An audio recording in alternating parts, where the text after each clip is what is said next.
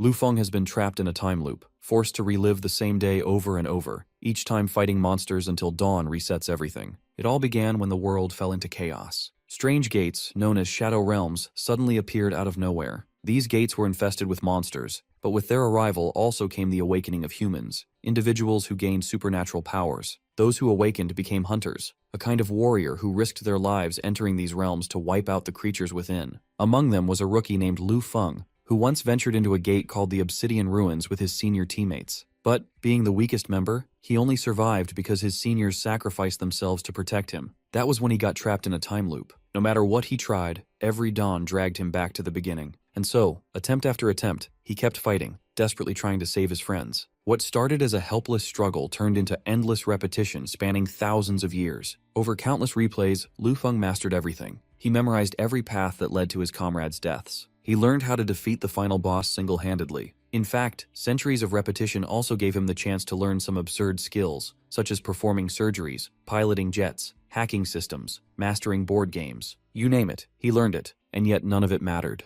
Even after 3,000 years, he couldn't escape that cursed day. Every victory was erased at dawn. But on a particular run, Lu Feng plays it out just like before, defeats the boss, and waits to get reset. But this time, instead of waking up in the ruins, he opens his eyes in his own bedroom. For the first time in 3,000 years, he is free. He looks out at the street and thinks to himself that he has finally returned. Our boy sits down on the bed, the weight of countless cycles pressing on his mind. Opening his status panel, he checks the data and confirms his progress since leaving the Obsidian Ruins. On the table lies the steel egg dropped by the steel-winged Colossus, and he picks it up to examine it. The exact conditions required to hatch it remain unclear. The door suddenly opens, and Lu Yao enters in her wheelchair. She panics for a moment, then freezes when she sees her brother. She scolds him for disappearing without answering calls, admitting she nearly went to the police. He pulls her into a hug and tells her he has returned. She pushes back slightly, asking why he is acting so clingy when he was only gone for a day. He answers that he missed her, though inside he thinks about how long it has truly been.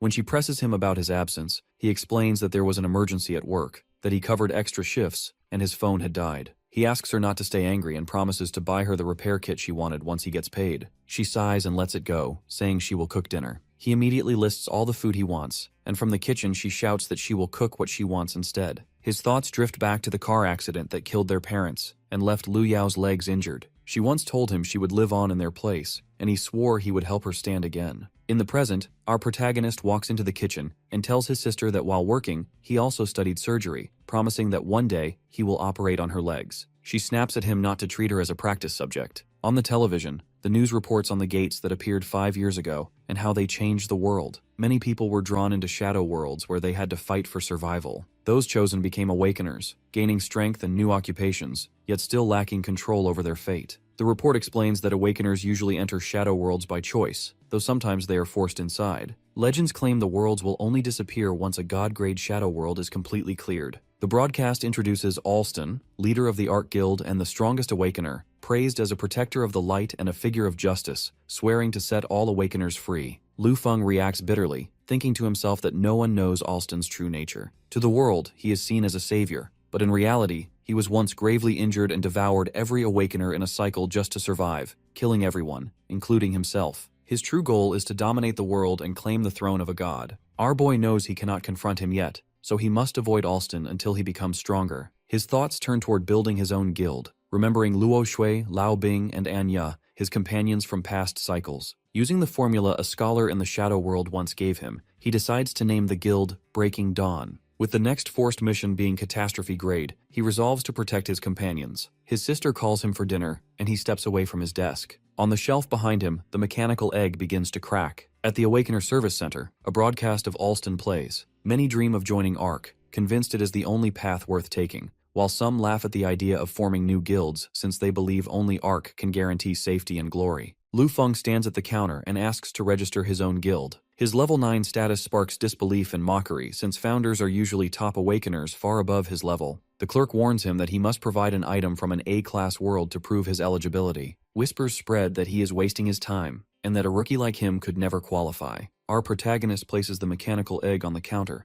an S-class treasure. The clerk accepts it and begins the registration while he instructs her that it must be stored below 0 degrees Celsius. However, she also warns that unless 3 awakeners join within 36 hours, the registration will fail and his deposit will be lost. The guild registration begins, and Lu Feng names it Breaking Dawn, before sending invitations to Luo Shui, Xiaya, Anya, and others. Their names appear in the system, and he vows to bring them together no matter what it takes. Meanwhile, far away in the London Kendo Center, one of his invitations reaches its recipient. At the Kendo Hall, Luo Shui finishes her practice and checks her phone. She recalls his words and calls him a liar. Elsewhere, in her office, Anya ends a meeting and sees the request. She glances at it, recognizes the name, and calls it boring. During a convoy, Zhao Haishan warns soldiers to handle Shadow World equipment carefully. His phone buzzes and he also rejects the invitation. On the street, our boy reads the rejection and decides to secure 3 others first. Somewhere else, thugs rush past, shouting for their boss lady. Shaya stands over an already beaten man, declaring her loyalty to her crew and refusing to let outsiders push them around. The man rises and opens fire with bullets, but she halts them mid-air with a casual command. With a wave, she reverses the barrage, sending the storm back into her attackers. After that, she throws the man into the wall and vows destruction if her people are bothered again. She smiles faintly until Lu Feng speaks from behind, scolding her for constant trouble. Narrowing her eyes, she asks who he is. He answers simply that he has come to invite her to join Breaking Dawn. Xiaya mocks the idea of a level 9 rookie forming a guild, and her men laugh, insisting he prove himself before daring to invite their boss. The hero steps forward and strikes out with a straight fist. The blast tears through the alley, tossing everything aside in a single shockwave. Her eyes widen. He explains that repetition and mastery can make even the simplest strike devastating. She answers with a psychic burst, hurling debris and bullets in a violent wave, but our protagonist slips through and closes in at impossible speed. Stopping behind her, he tells her she is too slow. Shaya recovers and accuses him of winning with a cheap trick, so he proposes a fairer match using only psychic powers. He points to rows of cans and sets the bet that whoever knocks down more wins. She agrees and steps forward. Shaya unleashes her psychic burst, scattering cans across the ground. Calmly, Lu Feng closes his eyes, then opens them as he activates psychic interference. Every can falls. He reminds them that even simple skills can shine when mastered. Impressed, she concedes and asks to be taught that technique. He agrees and promises to make her a psychic queen. As he turns away, he lifts a hand in farewell and welcomes her to Breaking Dawn. Lu Feng pushes open the door and calls out for Lu Yao, but inside the house, dinner is already neatly set on the table. He notices a note left there, and a faint smile crosses his face. While he eats alone, his phone rings, and when he checks, he sees a message from Ling Yu. She explains that her acceptance into the guild is only to repay the debt of him saving her, and that it will only be temporary. He replies that the assassin's path is not suited for her, but she cuts him off and warns him not to contact her for trivial reasons before setting her device aside. Our boy studies her words for a moment, and silently vows not to let her remain in darkness. Then he opens the guild status to check, finding that only 2 members have joined so far, and that time is running short. With only 4 hours left, he decides who the 3rd candidate must be. Rain pours into a narrow alley where a boy lies on the ground. A group of men walk up to him, mocking him for never fighting back even though he has been robbed so many times before. They call him a rascal and even suggest selling him off. He trembles and covers his head as painful memories of being bullied by classmates resurface. Darkness begins to stir inside him as red energy seeps out of his body. The aura bursts forth and shadows twist into a monstrous form while the boy, Li Shijun, begs himself not to lose control. A giant beast silhouette rises, and in panic the bullies strike out, but the beast devours one of them instantly. The survivors stagger back as they realize a monster now stands before them. The shadow beast tears free and chaos erupts as people scatter in terror. It smashes through buildings, ripping concrete apart. Shijun is flung helplessly and clutches his head, but the beast continues its rampage. Civilians scream that the Nightmare Fox is losing control, and a girl pleads with a man nearby to stop it. He only shakes his head, saying he is just a rookie with no class, powerless against a demon beast of this level. Suddenly, a sharp, piercing sound cuts through the air and the creature's glowing eyes lock onto it. Our protagonist stands firm on top of a streetlight while the Nightmare Fox looms before him. The monster lunges, but every strike misses as its claws slice only empty air, unable to touch him. Onlookers wonder how a rookie survives what seasoned fighters could not. Lu Feng moves with practiced precision, slipping through each attack. The Nightmare Fox thrashes in rage, but he remains unshaken. He knows its strength will only grow fiercer if left unchecked, so he darts forward and draws the beast after him. It roars as the chase begins. Shijun shouts for him to run,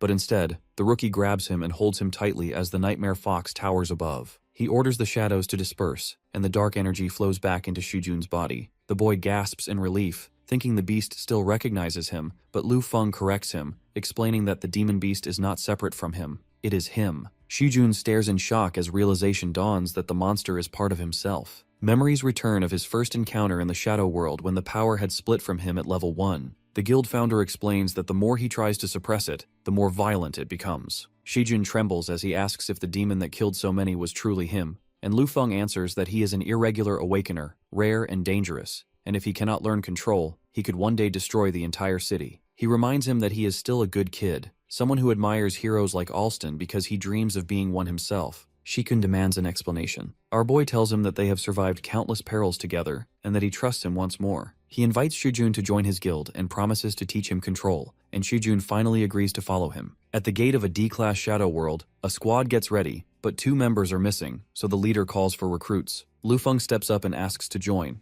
arriving with Xia at his side. The leader looks her over and accepts her strength, but scoffs at the idea of letting in a level 9 rookie, refusing him right away. Xia immediately steps forward and declares she won't enter without her boss. The crowd stirs when a level 24 psychic calls a rookie her leader, and though reluctant, they finally allow both of them to join. Moments later, the portal swirls open. The leader rallies the squad, and she asks about the boy who was supposed to train with them. Our protagonist explains that he is still busy with remedial lessons. She sighs. Even now, while the real world grows more dangerous, he is still stuck in class. As they move toward the portal, she asks why her boss insists on gathering 7 members for his guild. He explains that when the catastrophe grade mission comes, being in the same guild will guarantee they are transported together, and only then can he protect everyone. She doubts someone at level 9 could ever shield them all, but our boy simply tells her she will see soon enough. They step through the gate and arrive on a frozen cliffside. This is the D-grade shadow world known as the gray-toned snowfield. Xia complains about the cold while the rest trudge onward. The leader asks if anyone knows this world, but no one has seen it before, so they follow the standard plan.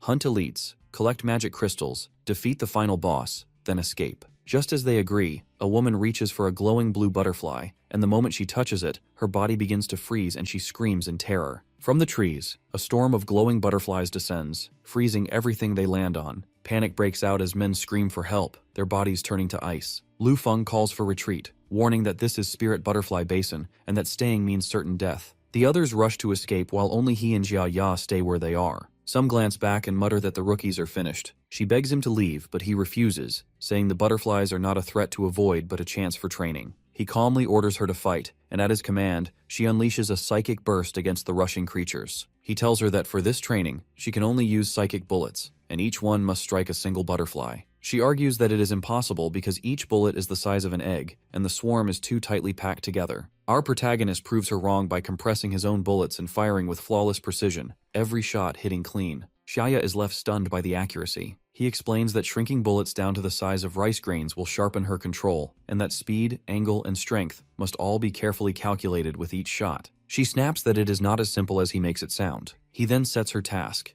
2,000 butterflies to kill, with every extra accidental hit also added to her total. She calls it nonsense, but he stretches, says he is tired, and goes to sleep. Xia watches him walk away, and standing alone before the endless swarm, she wonders if she can really handle it by herself. Xia flails under the storm of butterflies, shouting that she wants to go home. Our boy gives her a potion and tells her to drink it, so she does. The liquid spreads through her, and she realizes the butterflies no longer swarm around her body heat. She wonders if it is invisibility, but he explains it is only an F-class heat blocker meant to hide her presence while she trains. She asks if he prepared this knowing they would come to the gray-toned snowfield, and adds that shadow gates only reveal the grade, not the world inside. He tells her to keep training. The protagonist mutters that after 3,000 years of repetition, he has memorized nearly every formula and secret of the shadow worlds. She struggles and shouts that even thousands of years would never make her capable. Glaring at him, Xia curses, not believing he truly lived 3,000 years. Somewhere else, bodies lie scattered, and the survivors wonder why the death toll in a D-class world is so high. Their leader explains that ice attribute creatures are hard to deal with. A swarm of red mantises bursts from the trees and he warns everyone to be careful. One of them looms enormous, its scythes glowing red. The group fights, but the horde does not end as the mantises tear through them, their numbers overwhelming the survivors. A giant red mantis crashes down and slashes men apart, and the leader's eyes widen as he realizes it is an elite void ripper. Xia finishes her strike and cheers that she succeeded, but when she turns to share it, she sees Lu Feng is gone. She mutters that he must have another reason for entering this world. The survivors stand surrounded by mantises as a pink-haired girl watches nervously while the leader fights on, but the monster kills him too. A claw swings down toward the girl as she shields her face, and before it lands, our protagonist steps in and kills it with a slash. The swarm rushes him, but his strikes cut through them cleanly. The girl stares wide-eyed, realizing this is the same rookie everyone dismissed. Lu Feng presses forward and kills another mantis with a single blow. The girl thanks him, but he turns away in silence. Dropping the mantis head from the cliff, he watches it vanish into the depths below while she stands behind him. She asks what he is doing, and a hiss rises from the shadows as something stirs beneath the ice-covered rocks. A snowfield giant centipede bursts out, and she stares in shock, realizing he has drawn out the final boss. Our boy steps forward and states that there are two, as the ground splits open and another enormous centipede emerges. Lu Feng shouts for retreat as the snowfield giant centipede bursts through the cliff. The ground splits wider as another centipede rises beside it, both of them hissing loudly. The pink-haired girl asks what they should do. Our boy looks up at the towering creatures and tells her that if she wants to live, then she should run. She shouts back, begging him not to do anything reckless. The centipede's face lowers close, ice spreading across its body as sharp spikes form while it roars. Snow blasts around them as he swings, his blade cleaving through a storm of ice shards. The monster thrashes, jagged spikes crashing down, but he slips past each strike. He counters sharply, his sword cutting into the armored hide as shards explode outward and the beast rears back, roaring in pain. Planting his foot, our protagonist dashes forward as the centipede lunges, rows of fangs snapping, but he drives straight into its path and cuts upward through its scales. From the cliffside, the pink-haired girl mutters in disbelief, wondering if the rookie has lost his mind, while he presses in with his sword raised for another strike. He slams his blade down, energy bursting across the creature's armored head, and its body thrashes through the snow. Clinging to its carapace, the boy cuts deep, sparks scattering until the monster crashes hard against the ground. Both centipedes slam down at once. The earth shakes beneath the girl's feet and she mutters again in disbelief, calling him insane. The beast hisses, its massive body twisting through falling snow as our protagonist clings to its back. He roars and plunges his blade down with brutal force, dragging a red line of energy along its armored spine. The monster thrashes violently while the strike tears across its full length until it finally crashes into the abyss with a thunderous impact. From the wreckage, a glowing sword rises, the Sword of Frost Ivand. The system declares it a B-class item, granting the skill Freeze, which can slow or immobilize enemies. Lu Feng stands on the body. A system window appears announcing that the final boss of the Grey-Tone Snowfield has been killed,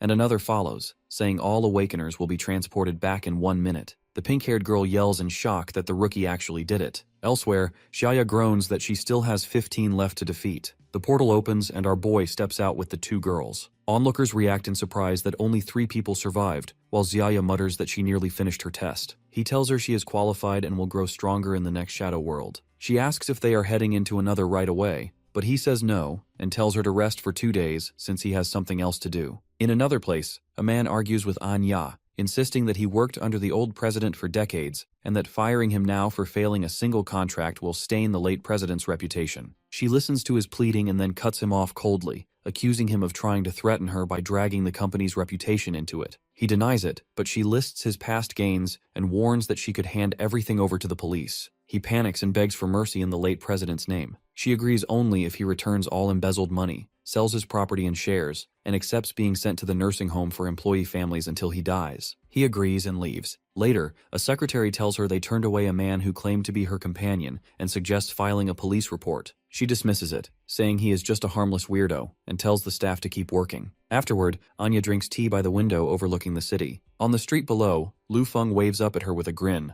calling out. She pauses, then glances at her phone as a message appears. He teases that she is watching him from the window. She replies coldly that she is only observing someone harassing her. Our protagonist pushes further, guessing the color of her clothes. Her face hardens and she curses him as a bastard before blocking him. The boy scrolls through his messages. Luo Jue's auto-reply says she is on a mission. Another message asks him for homework help. He mutters that Luo Xue is in Europe, Tao Tao is in Japan, Zhao's whereabouts are unknown, and Anya refuses to meet him. He counts the 10 days left until the catastrophe, and wonders how he can bring these 4 together into the guild to guarantee their survival, or if it is time to start considering unconventional methods. At night, the group walks together down a silent, empty road as Ling Yu tells Lu Feng that she will only stay as a guild member in name and will not take part in any activities. He answers that he has already issued an A-class mission for her on the dark web, one written specifically to bind her under the assassin rules, so she has no choice but to come. She asks why he called her out so late, and he replies that it is for training as he leads them forward. He finally stops and announces that they have arrived, and before them stands a massive military base built into the mountains. Xiaya and Li Shijun stare in shock, recognizing the facility. Xiaya asks why only 3 of them are present when he spoke of 7 companions,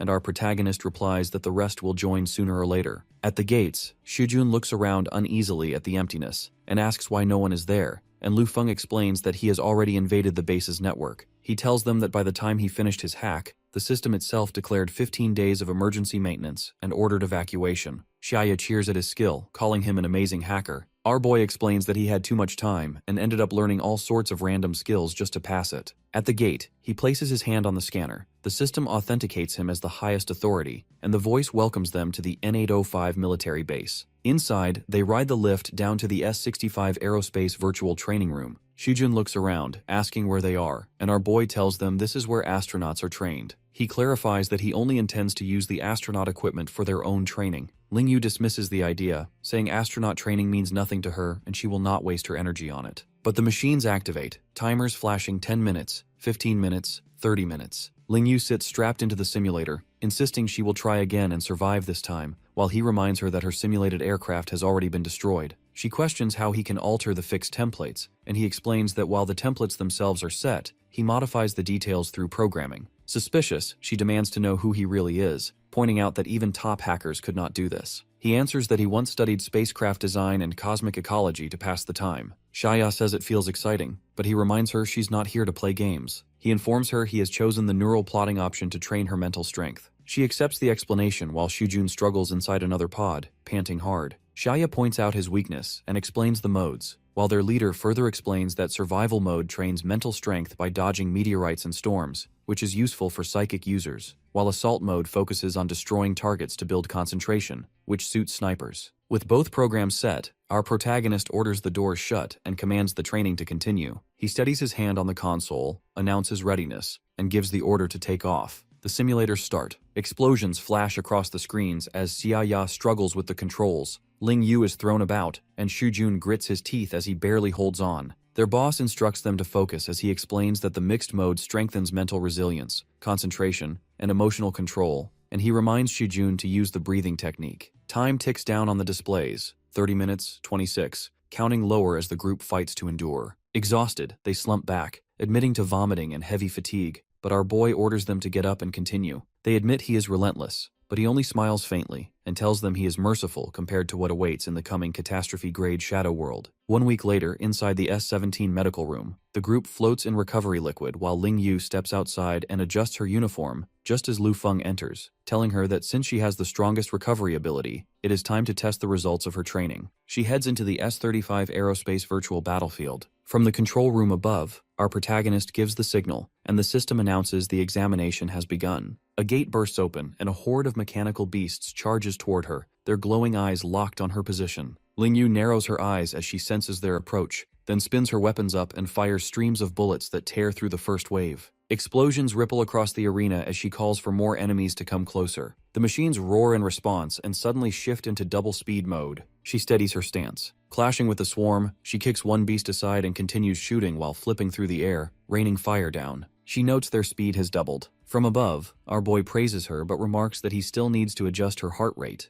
Inside the S-26 gravity room, Xiaya hops easily between floating spheres, laughing that she is already used to weightlessness and calling it easy. She spreads her arms wide and activates her psychic barrier as more spheres rush in, shouting for it to bring it on while the hero watches from the control room. He notes that 6 spheres are far too easy. Ignoring Xiaya's protests, he increases the challenge from 6 to 40 spheres. In an instant, dozens of spheres flood the chamber, slamming into her barrier as she struggles to hold them back. He tells her to gather all her strength above her head and release it in one burst. Screaming as the massive spheres hammer her barrier, Xiaya pushes with all her might until her psychic power flares and surges outward. The force stops every sphere in place, and the test records her success. Panting heavily, she bursts into a grin, boasting that she is a genius. From above, our protagonist thinks she truly earns the title of Psychic Queen and is already one of the team's aces. Meanwhile, in the S-73 obstacle course, explosions thunder across the chamber as the giant fox form of Li Shijun's power rampages through his trial. He moves cautiously while muttering instructions to himself, but the shadow beast suddenly lunges recklessly and forces him to panic and shout for retreat. The platforms explode in chain reactions as the training spins out of control until the fox crashes hard and vanishes. Exhausted, Shujun drops to his knees. Our boy steps forward and reminds him that he has improved, control lasting 3 full minutes. Shijun insists that 3 minutes is far too short, that with such little time, survival is impossible.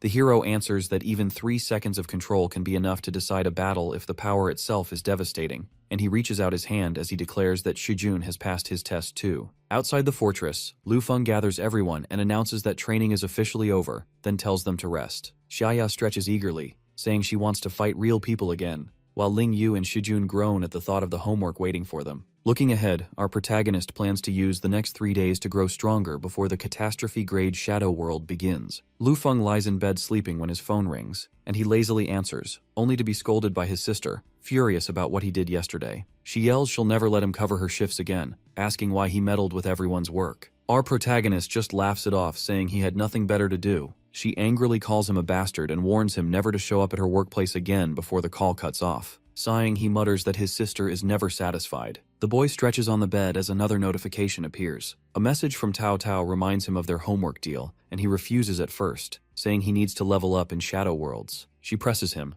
reminding him of their agreement, so he finally agrees, telling her to come along and combine the two tasks. With 48 hours left, he decides to level up. That night, at the entrance to a C-grade Shadow World called Old Abandoned Town, he walks with Tao Tao. Lu Feng tells her she is not curious, since he already knows the location of a rare Shadow World that happens to be near her house, but she dismisses it, caring only about her homework. Suddenly, a group of figures approaches as werewolf howls rise, transforming into beasts and roaring. Tao Tao gasps in fear, realizing what they are up against, and when one charges forward, our boy calmly activates his freeze skill and slashes across its body. He calls for her support, demanding 2 buffs, a silver attribute attack boost and a holy blessing, and she agrees. She hesitates, asking if he can handle it alone, but he grins and says it is a piece of cake. With agility enhanced, he cuts through the wolves with precise strikes. Tao Tao realizes his attack strength and leveling speed have skyrocketed with her buffs, and each kill grants him 5 times the usual experience. Furious, she accuses him of lying and dragging her into the Shadow World just to farm XP, but he denies deceiving her, claiming he meant to help with her homework too, and saying she can ask now. She throws a question at him, demanding an explanation, but he tells her to solve it herself. Frustrated, Tao Tao calls him a liar again but still provides acceleration buffs when he asks. His body begins to glow with enhanced holy power. After clearing the area, our protagonist stops at the edge of a cliff overlooking a gathering of robed figures below. He tells her they have arrived and explains that the skeleton mages below give more experience than the werewolves, letting him level faster. She asks his goal and he answers level 21. Shocked, she warns him that the higher he goes, the more time it will take, asking if he plans to stay a week. He replies he has only 24 hours. She calls it impossible and insists no one levels that quickly, saying it will at least take a week. Ignoring her disbelief, he requests 3 buffs: Holy Blessing, Light Attribute Attack, and Lightning Speed. Tao Tao frowns, realizing he has forgotten about her homework, and complains that she could not solve it despite trying for a long time, asking him for help. Lu Feng promises to answer right away as he leaps from the cliff before she can react. He lands among the skeleton mages, and as their magic charges, his blade cleaves through the incoming spells, scattering them. He slices one apart and swings wide, cutting through multiple enemies. The skeletons counter with surging waves of violet magic, but he pushes in, striking again and cutting through their formation. He dashes through the battlefield as arcs of energy slice across the skeleton mages, then leaps high and comes down in a clean strike that tears through their defenses. His level jumps from 15 to 16. Tao Tao glares, thinking he is lying again and accusing him of skipping the homework. He shouts back for her to look at the cliff, and she notices glowing blue formulas etched into the rock face. Realizing what he has done, she yells at him, calling him a weirdo. Lu Feng stands over the pile of fallen skeleton mages as the system announces his rise to level 17. He tells Tao Tao that gaining experience here will only get harder and urges her to move on. She protests, saying the final boss is still alive, though even defeating it won't get him close to level 21. Our protagonist only answers that she will understand soon and asks her for 2 movement buffs. Annoyed, she refuses at first, reminding him that she is here for homework, not to be used. They reach Headless, a graveyard littered with skulls and twisted trees. Tao Tao keeps typing on her device as she works through a problem, reading it aloud while they walk. Suddenly, he hushes her and pulls her close behind a gravestone as a massive beast appears. The Headless Skeleton General emerges, the boss of this place. Calmly, our boy asks for 5 buffs: Holy Blessing, Silence of Light, Fury of Night, Energy Vortex, and Rhythm of Thunder. She stares in shock, recognizing the boss of Old Abandoned Town. Reluctantly, she casts the buffs, the strain exhausting her as lightning arcs around his body and his sword glows. He only replies that he will repay her effort 100 times in the future. She warns him frantically that even 100 buffs would not make him a match for this boss, and that a single touch will kill him. He runs ahead, telling her to just focus on her homework. The boss raises his flaming spear, declaring all trespassers will have their souls imprisoned forever, and his horse charges forward as weapons crash together in sparks. Tao Tao watches nervously, thinking it impossible for Lu Feng to break through. Our protagonist sneers, taunting the knight for failing to land a single hit. She realizes he is provoking it deliberately and is shocked at his recklessness. The boss roars, summoning a dark specter that slams into the ground. He dodges swiftly as debris and skulls scatter.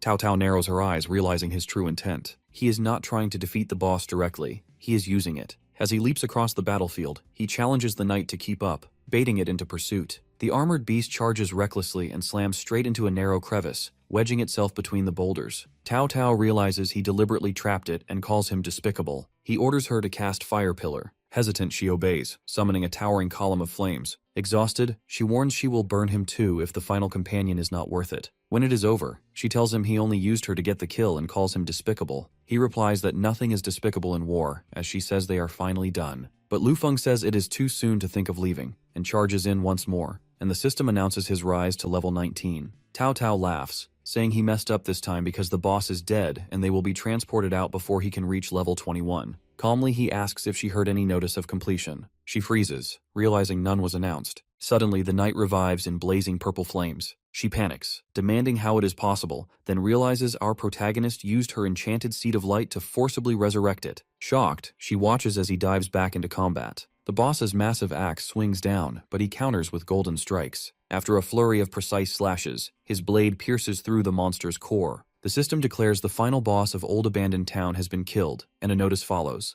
They'll be transported back in 1 minute. Cao Cao sighs in relief, saying it is finally over, while Lu Feng stays calm. A radiant shield materializes in his hand, the S-rank shield of protection. She stares wide-eyed, shocked he obtained such a rare drop, and accuses him of treating the shadow world like his personal loot box. He explains that he has now reached level 21, just enough to equip the shield, and with it, the survival rate of his guild members in a catastrophe rank world will rise by at least 20%. He turns and says it is time to leave this world. With only 24 hours left before the forced catastrophe-grade shadow world begins, a grand arena roars as two fighters clash before thousands of spectators. One warrior falters and admits defeat, and his opponent, Luo Shui, lands the final strike. The announcer calls her 17th consecutive victory, a miracle that has restored the Luo family's status among Europe's 4 glorious families. She receives another message from Lu Feng but ignores it, muttering that she doesn't like liars. Elsewhere, a squad of armed men finishes loading weapons as their leader orders all preparations complete, declaring that today's mission is critical. Zhao Haishan hurls a grenade launcher at intruders, shouting that they'll pay for stealing his things.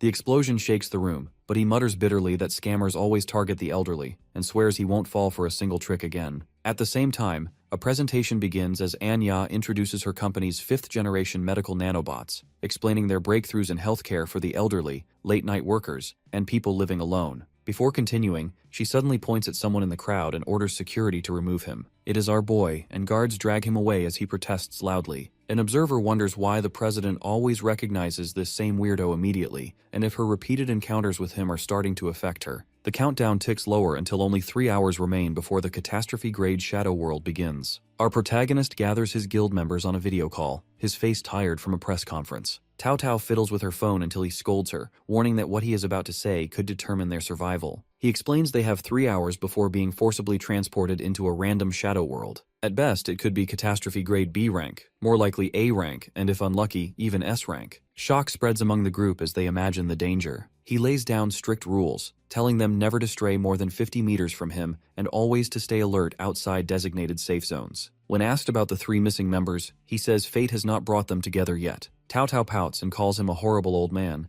and he replies that a child should not poke their nose into matters that don't concern them. Zhao gazes at an old photograph of his unit as the final minute before transport ticks away. He checks his screen and realizes he has joined the Breaking Dawn Guild. Cursing his age, he admits mistakes come easier with the years. Somewhere else, Luo Shui stares at her notification in disbelief, realizing she too has somehow been pulled into the same guild. In a high-rise office, Anya frowns as her own system message appears and quickly deduces that Lu Feng hacked the Shadow World system itself, forcibly binding her to Breaking Dawn. The countdown races toward 10 seconds as Cao Cao shouts at him for being evil, pointing out that no one can leave a guild for 5 minutes after joining. He only smiles faintly, and thanks her for the compliment as the numbers tick down to 8 seconds. Our protagonist stands firm and announces that the forced transfer is about to begin, urging everyone to prepare. The numbers tick down to 1, then 0, and he vows to bring them all back alive this time. Light engulfs Cao Cao, Shujun, Ling Yu, Luo Shui, Anya, Zhao Haishan, and Xiaya as each is pulled into the same world. They arrive together with weapons ready. Luo Xue snaps at him for dragging them in with such underhanded tricks, while Zhao grumbles at the familiar faces. Anya cuts them off, telling them to focus forward as the catastrophe-grade shadow world unfolds before them. The group materializes above a ruined city,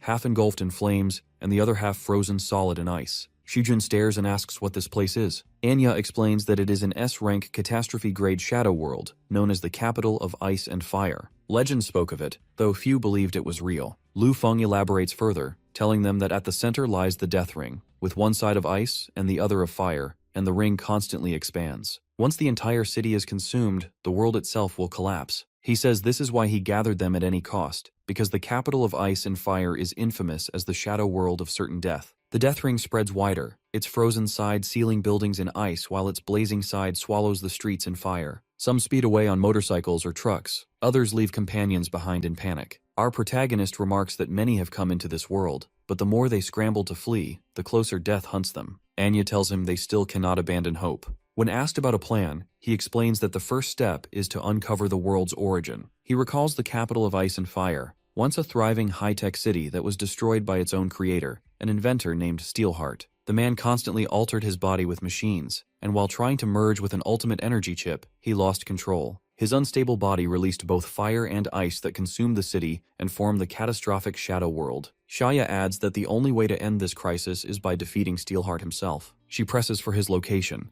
and Lu Feng answers that Steelheart waits at the very core of the Death Ring. Shijun insists it is impossible to approach the blazing circle of ice and fire, but our boy says they have no other option. Luo Hui refuses to trust him and declares she has her own plan. As she turns to leave with Anya, someone grabs her shoulder and stops her. She tries to break away, but the rookie blocks her path, declaring that no one can go more than 50 meters from him in this shadow world. Furious, she demands a reason, but he insists it is the only way to ensure survival. When she threatens to walk out regardless, he warns that he will strike her down and drag her along if he must. Luo Xue draws her blade, vowing not to be looked down on, and he responds that he has never underestimated her, but he cannot afford to lose her. Anya steps between them, ordering both to stop. Fighting among themselves, she says, will only doom them faster. For now, they must follow Lu Feng into the circle of ice and fire. Luo Xue reluctantly agrees, while Anya mutters that she will hold him accountable if he wastes their time. Tao Tao sits tapping on her phone, saying she is enjoying herself. She asks why Zhao Haishan is drinking, and he laughs, shouting that it is time to fight. Our protagonist then takes the lead, declaring he will not allow anyone to die under his watch, and the group follows him into the burning streets. Anya questions why he chose the fire zone instead of the ice, and he explains that the frozen terrain would slow their steps too much to keep everyone safe. Though the flames are severe, they are still the safer path. As the heat bears down, mummified figures crawl out from the fire. The hero tells the others to rest and assures them he has his ways. Then he draws his blades and charges into the inferno. He cuts down the burning mummies, and strange chips fall from their bodies. Anya examines one and realizes it is a fire-deterring chip,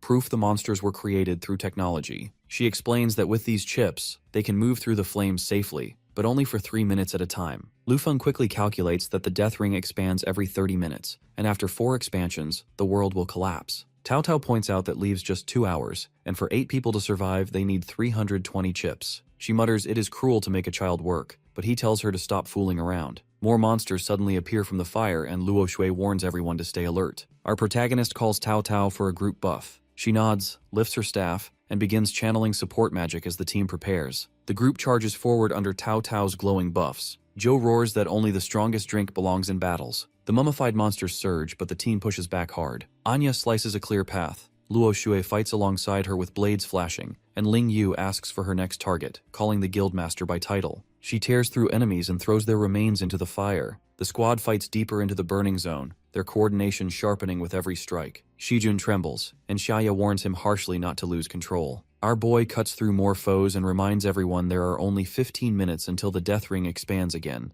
and once it does, the chip-dropping monsters will vanish, replaced by stronger ones. He urges them to move faster. 6 minutes remain, and exhaustion shows on every face. He asks how many chips are left, and the answer comes, 30 more, but time is almost gone. Without hesitation, the hero pulls out a glowing orb, the crystal bait, a C-rank item that lures monsters. He hurls it forward, declaring they will drag the enemies to them and finish before the expansion closes in. A massive shadow rises within the flames, and our protagonist stands to face it. Out of the fire comes a lion's body fused with a human face, roaring so loud it shakes the ground. It is the artificial Sphinx. Lu Feng tells them with certainty that the last batch of fire-deterring chips has arrived, and hints there are more rewards to claim. The Sphinx slams the ground with all its strength, and Lu Feng calls out, assigning Xia to strike. She steps forward, gathering her focus as ice shards scatter from her weapon. With her power surging, she rises into the air and several vehicles around her lift too, pulled into her technique. She directs the attack, and when she shouts the signal, the cars crash straight down, swallowing the Sphinx in fire and smoke as its roar grows louder. Luoxue rises high into the sky, then descends with her ultimate skill, cleaving directly into the beast's body. The strike pierces through, shards scatter, and a loot notification flashes, confirming the chips they have gained.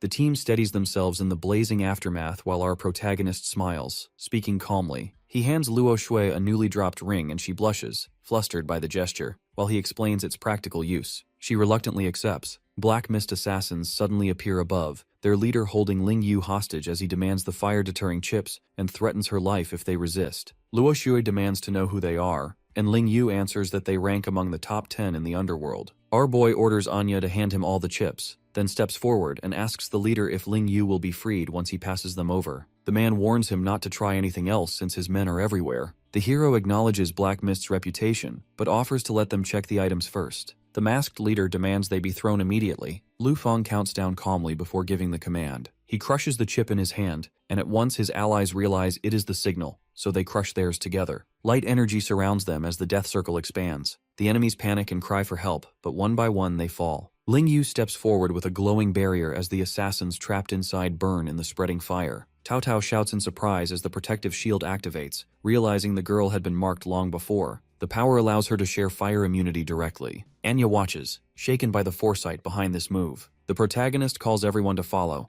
declaring that he will lead them deeper into the true world of death. Guided by him, the group pushes forward as Shujun praises how he leads them effortlessly, even across such devastated terrain. He explains that over 3,000 years he has gathered intel, including the full map of the shadow world. Luoxue only looks on coldly. Xia notices her distrust, while Cao Cao mutters that although the boss is strong, his cunning nature makes him hard to rely on. Suddenly, Shujun points ahead, spotting a group of survivors in heat-resistant suits. Xia praises their gear, but Zhao adds that it will not last long. Anya wonders aloud if they should cooperate since their team holds extra fire-deterring chips. Lu Feng stays quiet, weighing their choices. As they move forward, Luo Shui tenses when massive shadows rise in the distance. He silences the group and signals them to stay quiet as the giant figures loom over them. The Apocalypse Patrol looms over the group as soldiers in protective suits panic and fire desperately. Bullets hit their targets, but the towering figure hardly reacts. One soldier takes aim and shouts that he will kill it, the shot landing true, but when the smoke fades, the creature still stands firm. More of the massive beings advance and strike down with devastating force. Xia stares in shock as the others murmur in fear. Lu Feng explains calmly that the Apocalypse Patrol are nearly immortal,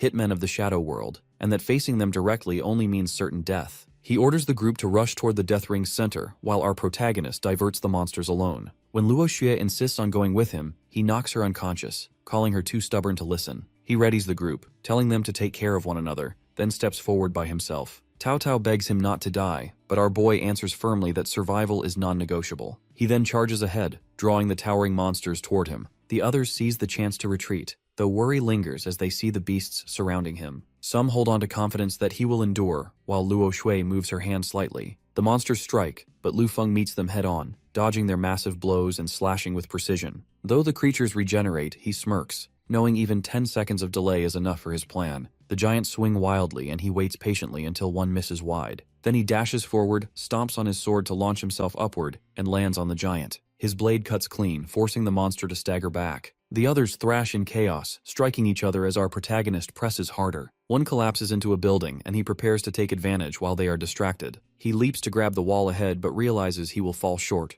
until Luo Shui grabs his arm mid-fall, ordering him not to let go as she yanks him up. They land together and catch their breath. He stares at her, demanding to know why she came. She glares back, saying she is not weak and will not just be sheltered, that she will fight beside those who matter, protecting and being protected in turn. His eyes flicker at her words, but when she presses, she covers it up by calling them comrades. Remembering their battles together, the young man lowers his gaze. She stares, bewildered, asking what he finds funny, but he only lunges forward, seizing her waist and pulling her close as a blazing strike cuts past them. Together they tumble hard to the ground. She starts to speak, but before the moment can settle, the giants descend again through the flames. He carries her tightly, apologizing that she was not much help and saying he had found other ways to survive even without her. He calls her his goddess but warns she must listen next time. Flustered, she snaps back in denial, but another fiery strike cuts between them before more can be said. Through the blaze, the others spot them and shout in relief as they regroup. Shijun is glad they are both alive, though teasing follows quickly, mocking their closeness as if they had run off together. Luoxue protests angrily while the others keep joking despite the chaos.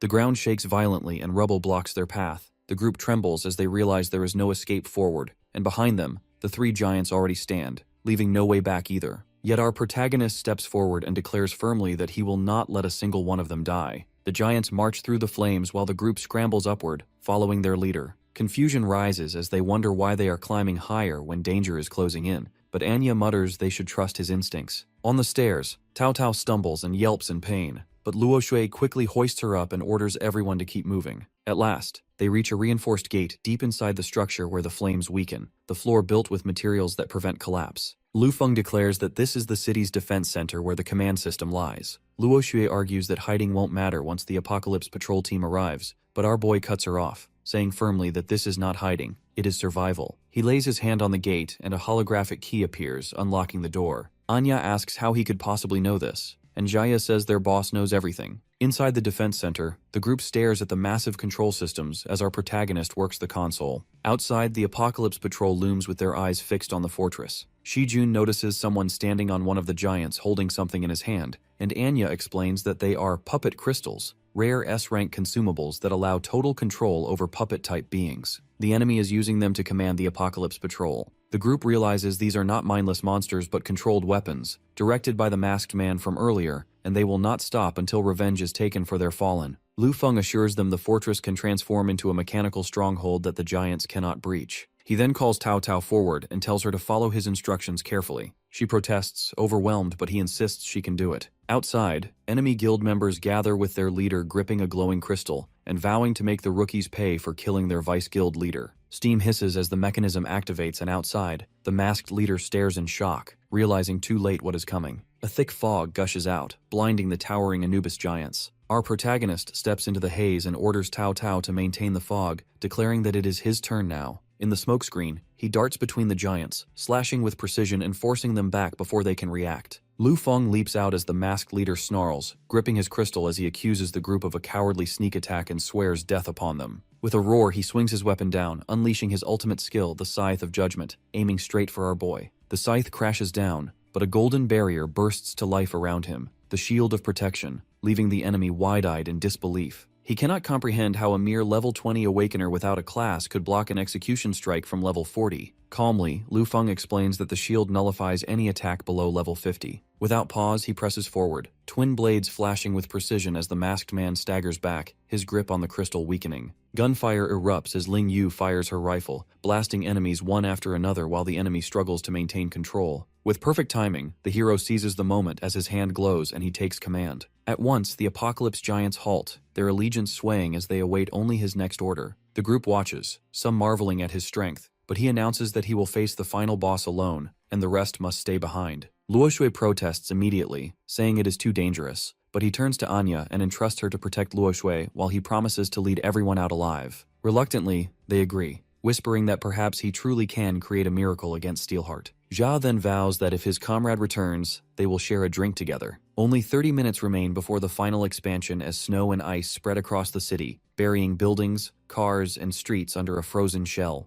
On a rooftop, survivors crouch low and stay quiet while mechanical patrol units sweep the skies, but when one girl leans out too far, gunfire rains down immediately. Dozens of armored drones descend with their jet thrusters blazing as they scour the frozen district, pushing toward the center of the death ring where fire and ice collide in violent waves. From their hiding place, 3 survivors stare at the sky in despair. More than 100 ARC members entered this world, yet now only the 3 of them remain. One whispers to Sister Lin, asking what they should do next. She admits she underestimated Steelheart's terror, since just his mass-produced robots wiped out nearly everyone, and his main body has not even appeared. Another insists it is not her fault, but they all know continuing the fight means certain death. Someone mutters that only Alston might stand a chance against Steelheart, and with the final expansion so close, they resign themselves, saying they already tried their best and the apocalypse cannot be stopped. Suddenly, the ground trembles as Apocalypse Patrol units gather near the tower, leaving the survivors confused. They fear Steelheart is about to wipe out the last Awakeners, but instead the giant guardians crash into his mechanical army. Explosions light up the sky while swarms of machines clash with the towering figures. The survivors watch in disbelief as they spot Lu Feng standing between the giants with a crystal in his hand,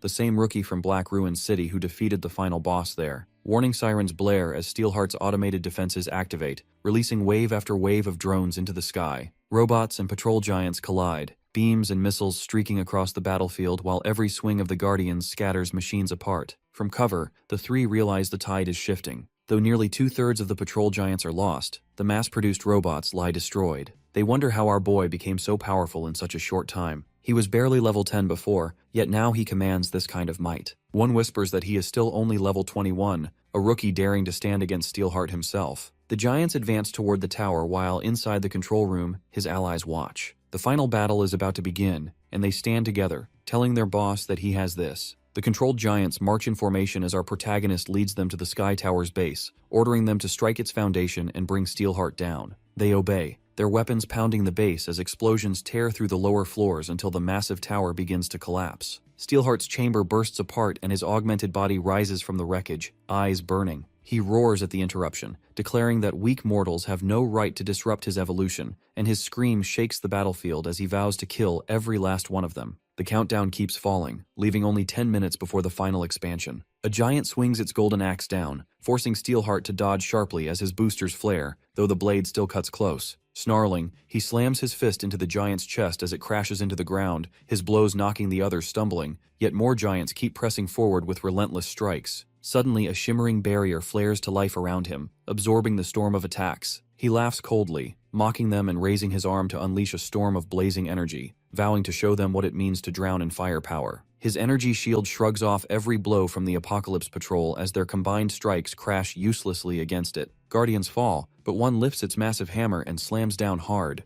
The villain blocks and laughs again as the shockwave bursts around him. Through the smoke, Lu Feng strikes with precise force, slipping past the shimmering barrier. Steelheart's eyes widen as he realizes something is wrong, for the attack vibrates unnaturally and cuts through where brute strength fails. With a final roar, our boy calls out his technique, high-frequency vibration particle slash, and the blade shatters the protective field, tearing straight into the enemy's defenses as the true battle begins. Spectators whisper in disbelief, wondering how he could have obtained it. Circuits spark across Steelheart's body, but the protagonist answers that if he hates sneak attacks, then he will take him head-on. He raises a shield etched with power and unleashes his skill, hundredfold super electromagnetic attraction, dragging his foe toward him and locking them into close combat. The machine tyrant resists with a roar, shouting that he came prepared, and Lu Feng tells him the armament shield counters the magnetic pull since it was adjusted to repel frequencies like this. Electric arcs spiral outward while Steelheart screams and unleashes his own technique, Electric Arc Storm Burst. Red and blue lightning colliding in a storm of destruction as their powers smash against each other. Sneering through the storm, he mocks the weakness of every strike, but our protagonist raises a single finger skyward and promises one last gift.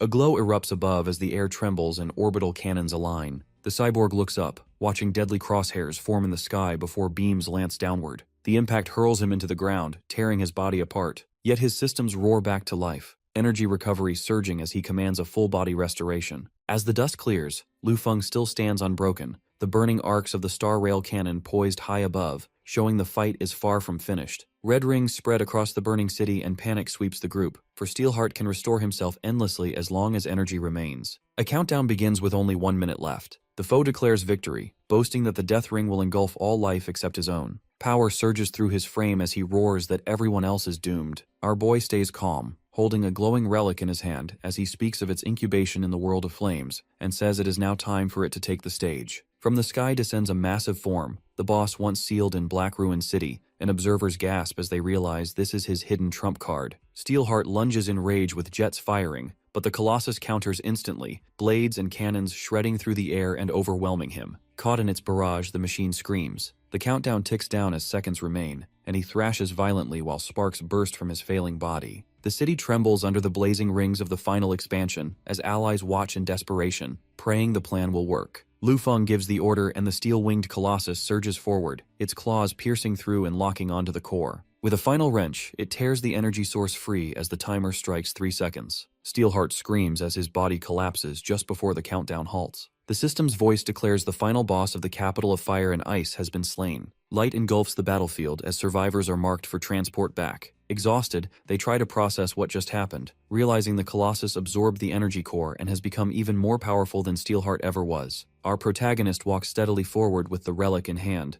thinking the victory is only temporary, for the next forced entry into the Shadow World will be a true trial of death. For their survival, he knows he must push them further and make them stronger no matter what it takes. Lu Feng checks his status screen, seeing that he has reached level 30, yet still has no set occupation. The reward for clearing the capital of ice and fire shines before him, the high-frequency vibration particle sword, but he notes that recharging it could drain an entire city's power grid. Tired from helping his sister, our boy decides to rest in the sunlight while the streets around him fill with couples celebrating Valentine's Day. A young man teases his date, mocking the sight of a lone guy sitting by himself. Excitement suddenly sweeps through the crowd when Luo Shui appears, whispers spreading as people recognize her as the top-ranked most eligible bachelorette, even more admired than celebrities. Fans cheer in awe at her sudden return from Europe. Ignoring the attention, she walks straight toward our protagonist, leaving onlookers stunned as they speculate about her intentions. She simply holds out a bag and tells him she brought hot coffee, urging him to drink before it cools. The crowd closes in,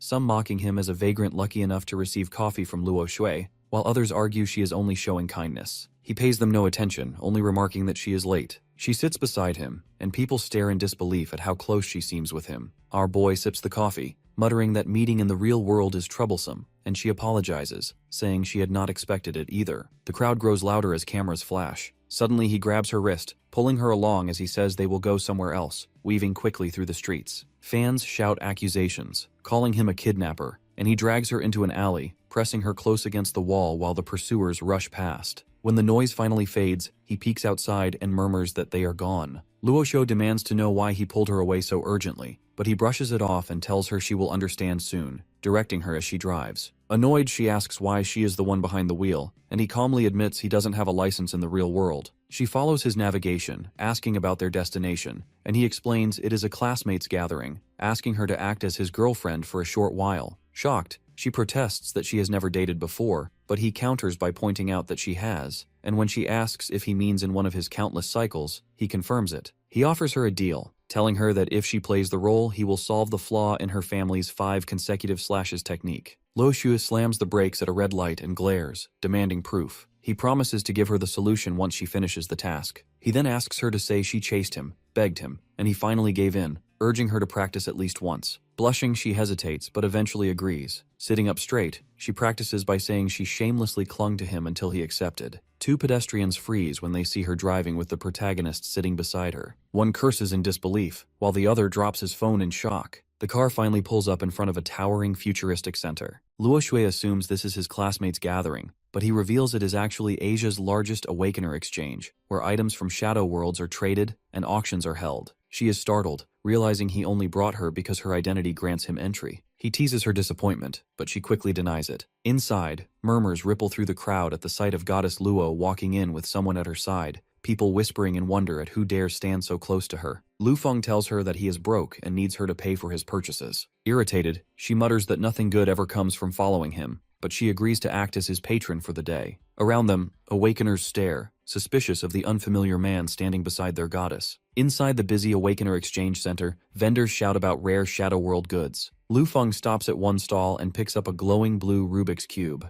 The cyborg vendor grins and praises his sharp eye, boasting it is the only A-rank mechanical Rubik's Cube there and worth at least 800,000 Awakening coins. He offers it for 100,000. Our boy dismisses it as just an ornament and far too expensive. The seller pushes harder, lowering the price to 90,000 and adding a twist. Pay 1,000 coins for a chance to unlock the cube, and if successful, it is free. Luoja hands over the coins. When the protagonist takes the cube, the vendor warns there are no refunds and brags that even national experts failed to solve it. Lu Feng twists it calmly, solving it within seconds. The puzzle bursts apart in his hands. The cube explodes open and the vendor stares in disbelief, shouting that it is the key to a Shadow World's treasury and worth as much as an S-rank item. Panicked, he tries to take it back, saying he cannot part with it for just 1,000 coins. Our protagonist narrows his eyes and accuses him of cheating. Bystanders step in, reminding the vendor that Goddess Luo is the payer, and her word alone could strip him of his license instantly. Cornered, the vendor sweats and denies any intent to cheat, but Lu Feng brushes it aside, saying they have more important things to do and begins browsing stalls. He looks over weapons and rare items, pointing at a B-grade dagger priced at 12,000 coins, wanting it too.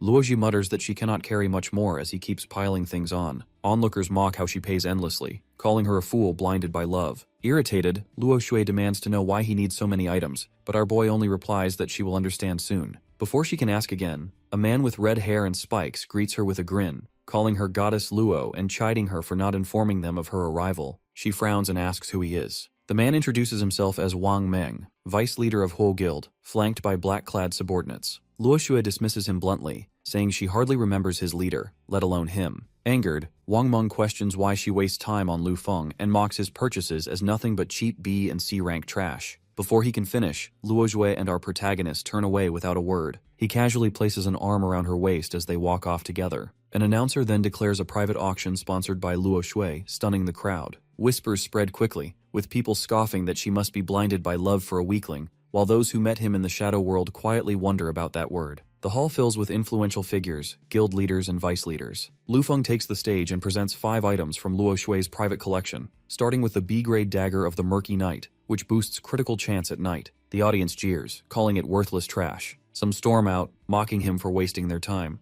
Even guild leaders dismiss it. Our boy speaks evenly, reminding them that Shadow World items can contain hidden attributes. He declares that every item in this auction hides unique attributes. Doubters sneer and accuse him of bluffing. Suddenly, he vanishes from the stage and reappears behind Wang Meng with the blade at his throat, showing the dagger's hidden power, the ability to melt into shadow for 1.5 seconds, 6 times per battle. Assassins in the room are especially impressed, realizing its worth. Bids rise sharply, 200,000, then 500,000, then 800,000 awakening coins. Even skeptics admit it is a top-tier assassin weapon. Wang Meng seethes, humiliated after mocking Lu Feng moments earlier, and swears he will not buy a single thing from him no matter what. The hammer falls and the dagger goes for 5 million coins. Lu Feng congratulates the winner while Wang Meng holds his head in shame, admitting he couldn't resist bidding. Our protagonist then presents the next item, a C-grade cloak of the Howling Gale. At first the crowd scoffs at the downgrade, but he reveals its hidden effect that lets the user see spirits for 10 minutes once every 3 hours. He explains how priceless it is inside shadow worlds crawling with specters, and sets the starting bid at 1 million. Guild members instantly leap into action, shouting 2 million, then 2.5, until another voice roars 3 million. What seemed like a cheap cloak suddenly becomes a prized treasure, the fierce bidding proving him right once again.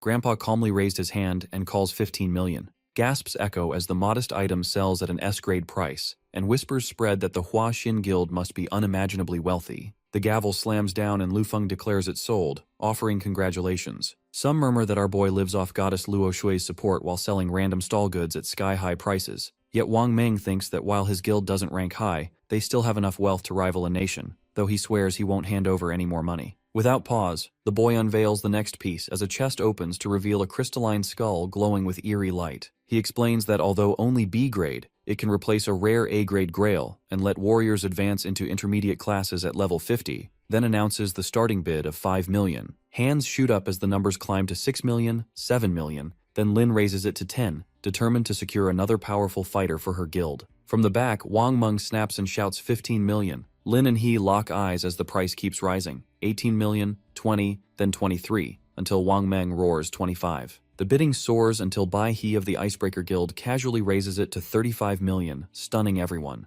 Whispers spread that he had left earlier only to return for this golden chance. Lin's partner debates raising it again, but she decides against it, saying it isn't worth more than 30 million. The gavel falls and Bai He secures the crystal skeleton. Our protagonist then announces the finale, saying the last 2 items will be sold together as a package. Gasps rise as he reveals an A-grade arcane ring, which grants enhanced magic and lets the wearer instantly cast a spell once every 30 days, and a C-grade frostfire potion that can instantly restore mana when paired with a recovery potion. The crowd buzzes, magicians in particular excited, and even Luo Shui's eyes narrow slightly. Lu Feng declares the final opportunity and sets the starting bid at 10 million. The hall erupts as Wang Meng impulsively shouts 20 million. The numbers rise quickly as Grandpa calmly raises to 30 million, then Bai He calls 40. Gasps spread when Wang Meng pushes it to 45, but almost immediately the elders crush him with 50 million, then 60. He grips his seat and mutters he only has 60 left, and if he bids again he will lose everything. Our protagonist scans the room, asking if there are any more bidders. The gavel hovers as he calls 60 million once, and all eyes lock on the screen waiting for the final hammer. Then Lin cuts in, declaring the Ark Guild raises to 75 million, stunning everyone. People whisper that only the world's top guild could throw out such a massive sum without hesitation. Grandpa concedes defeat while Lin thinks her master will love these items. Applause follows as he congratulates the Ark Guild for winning both the Arcane Ring and the Frostfire Potion. Then he bows and formally closes Goddess Luo's private auction. As the hall begins to empty, a colossal figure materializes in a shimmering projection, and Lu Feng freezes as the image solidifies. The man smiles calmly and says he arrived too late, and the crowd erupts in disbelief as voices cry out his name. Alston, the superhero, the savior of the world. Members of the Ark Guild tremble as they address him as Guildmaster, shocked that he would appear in person. Our boy steadies himself, forcing calm, warning himself not to let the monster sense anything. With a faint smile, Alston addresses him directly, saying he has a question to ask. Alston's projected figure looms with his eyes locked on Lu Feng as he asks if they have met before. Our protagonist denies it right away, but Alston keeps pressing, recalling Black Ruin City as though they had crossed paths there. Pretending confusion, the young man insists he doesn't understand. Alston's grin stretches unnaturally as crimson energy bursts through the building. Explosions suddenly erupt, red lightning ripping through the sky while Alston steps forward with his voice thundering, demanding obliteration and declaring everything must be destroyed. The entire building collapses, yet our boy steps out from the wreckage. Alston glares at him, asking if he dares to struggle,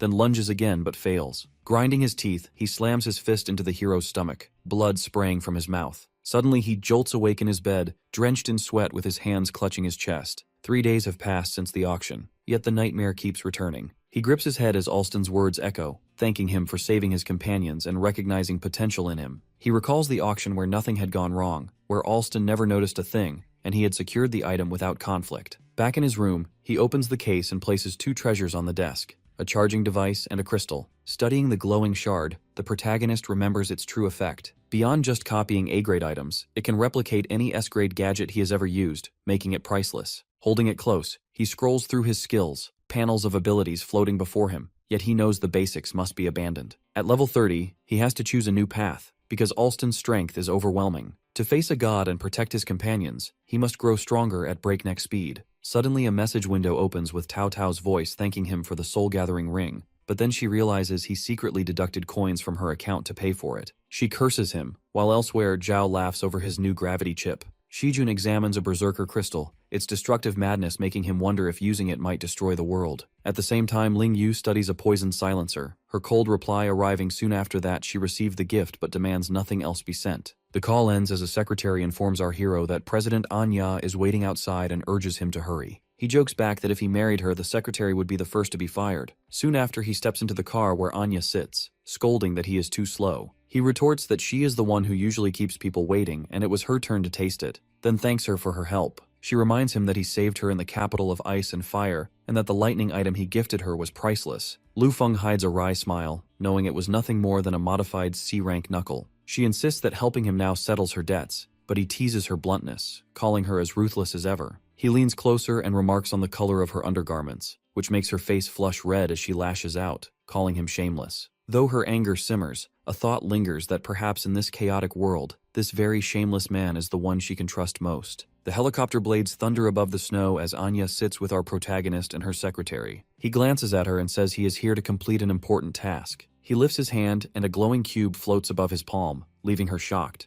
The secretary then announces their arrival. Below them, an old ruined house comes into view as the helicopter lands in the courtyard. Workers move around the ruins as the helicopter powers down, and Anya leads the group forward. A foreman hurries over to report that after constant digging, they've finally reached the bottom layer. Lu Feng follows with the cube in his hand, and when asked if this is really the place he's looking for, he only nods as energy flickers from the device and it activates. The fragments merge together, forming a glowing portal against the stone wall that reveals a hidden shadow gate. He explains that certain high-level gates only appear at special sites, and then steps forward, telling them not to follow. Anya watches him go and whispers for him to be careful as the portal swirls and pulls our protagonist deeper. He enters the A-grade shadow world, Sage Tower, where the towering structure looms above the storm. An old figure with a staff greets him and asks why he has come, and another guardian appears, declaring that yet another challenger has arrived and demanding to know his request. The hero answers that he came for a hidden class, since the Sage Tower is the only place that offers it. The guardians warn that the mortality rate is 95%, but they conjure a screen that reveals the list of hidden classes. Among them, our boy points to one, classless. The sage and guardian pause before explaining that the classless path is the hardest trial of the tower, And failure doesn't just mean defeat, it means complete obliteration. Without hesitation, he chooses classless. The sage gestures toward a massive door, telling him that his trial begins beyond it and wishing him luck, while the Dark Guardian scoffs and claims he will never pass. Stepping inside, Lu Feng enters the sky arena as a voice declares the first trial, strength. He braces himself as his opponent arrives and a massive cyclops descends, its single eye blazing. The trial demands he defeat a being whose strength never falters. The giant charges, and our protagonist moves instantly, his blade flashing against the crushing strike. He slips under the beast's swing and counters with rapid slashes as explosions rip through the mist, the cyclops staggering but refusing to fall as the battle truly begins. The sages watch while the boy drives the cyclops toward the edge. The beast charges, its massive fist smashing down, but he slips beneath and thrusts upward. His blade glows blue as he activates freeze, stabbing directly into the cyclops' eye as ice spreads instantly, locking its vision and halting its movements. When its sight recovers briefly, the monster goes into a frenzy, swinging wildly in fury, but Lu Feng steadies himself and dodges each blow before channeling the skill again. The arena shakes as he strikes, freezing the cyclops' body mid-charge. The towering beast crashes down hard. The system announces the trial of strength. Clear, as a new gate materializes ahead, swirling with light. The Dark Guardian admits he is surprised and calls his trick clever, though he doubts our boy can endure what lies ahead, while the sage says the later stages will demand pure strength. The arena shifts, and the trial of speed begins as a wind spirit named Sylph appears, its form flickering like air itself. The rules explain that Lu Feng must race it, and storms will crash down around the track if he ever falls behind. The countdown starts while the spectators whisper that Sylph can reach the speed of sound within seconds. As the trial begins, our protagonist draws his weapon and unleashes the high-frequency vibration particle slash, cutting cleanly through the foe. The Guardians gape in disbelief, arguing among themselves, but killing was not against the rules. Left alone on the track, he simply walks forward until he reaches the finish. The system announces the result, declaring the speed test cleared. The portal shifts again, bringing him into a glowing cube suspended above molten lava. This time, the trial of intelligence is announced, with 8 gates each hiding a puzzle taken from civilizations both ancient and modern, all to be solved within 15 minutes before the cube is swallowed by fire. The sages explain that each puzzle must be solved within 2 minutes, and failure could trigger disasters powerful enough to destroy entire cities. One challenge revealed is a 7-chain Rubik's Cube,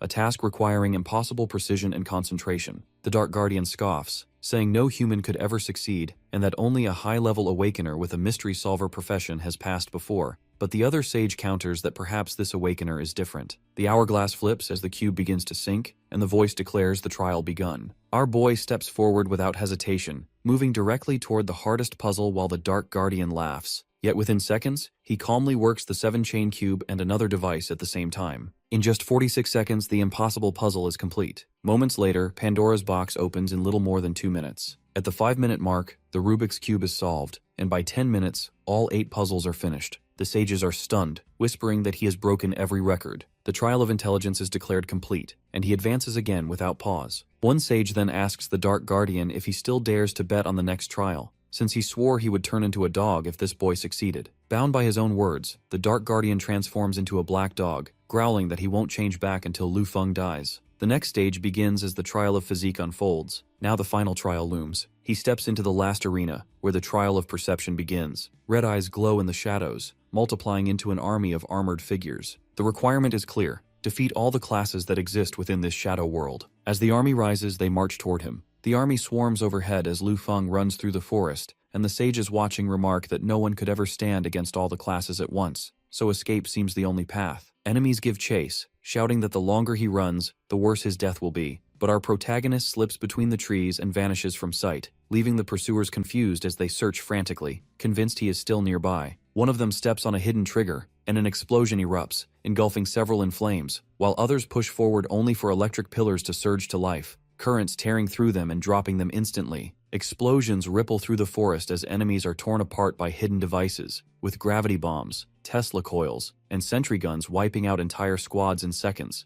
And the observers begin to wonder why our boy came to the Sage Tower so prepared, carrying so many tools. Amid the chaos, he cuts down the stragglers himself, but even more close in from every direction as the Dark Guardian mocks him as a beast cornered with no escape. The hero breaks into a sprint and climbs higher toward the mountain peak, showing his hidden confidence, while the sages believe he is running straight into a trap, about to be surrounded. He leaps above the battlefield as enemies surge below. An explosion tears through the mountainside, fire and debris scattering as countless enemies are blown apart, and the sages realize he has used a demolition bomb to wipe out most of the force. About 30% of the army remains, but before they can retreat, the stage shifts. A trembling figure appears, revealed as the game operator. Lu Feng steps forward and states this stage was meant to expose the one behind the trial. The man denies it, but our protagonist cuts him down on the spot, ending the test. The sages confirm that Lu Feng has reached the path of the unspecialized class, the highest of the hidden classes, yet to claim it, he must face one more trial harsher than any before. The Black Guardian declares this trial requires an additional difficulty and announces that he himself will take part this time. A sage warns that his hatred for our boy is too strong, but meanwhile the young fighter steps into the glowing gate. On the far side, the Dark Guardian waits. Acknowledging his performance, the Guardian explains that the final test is simple,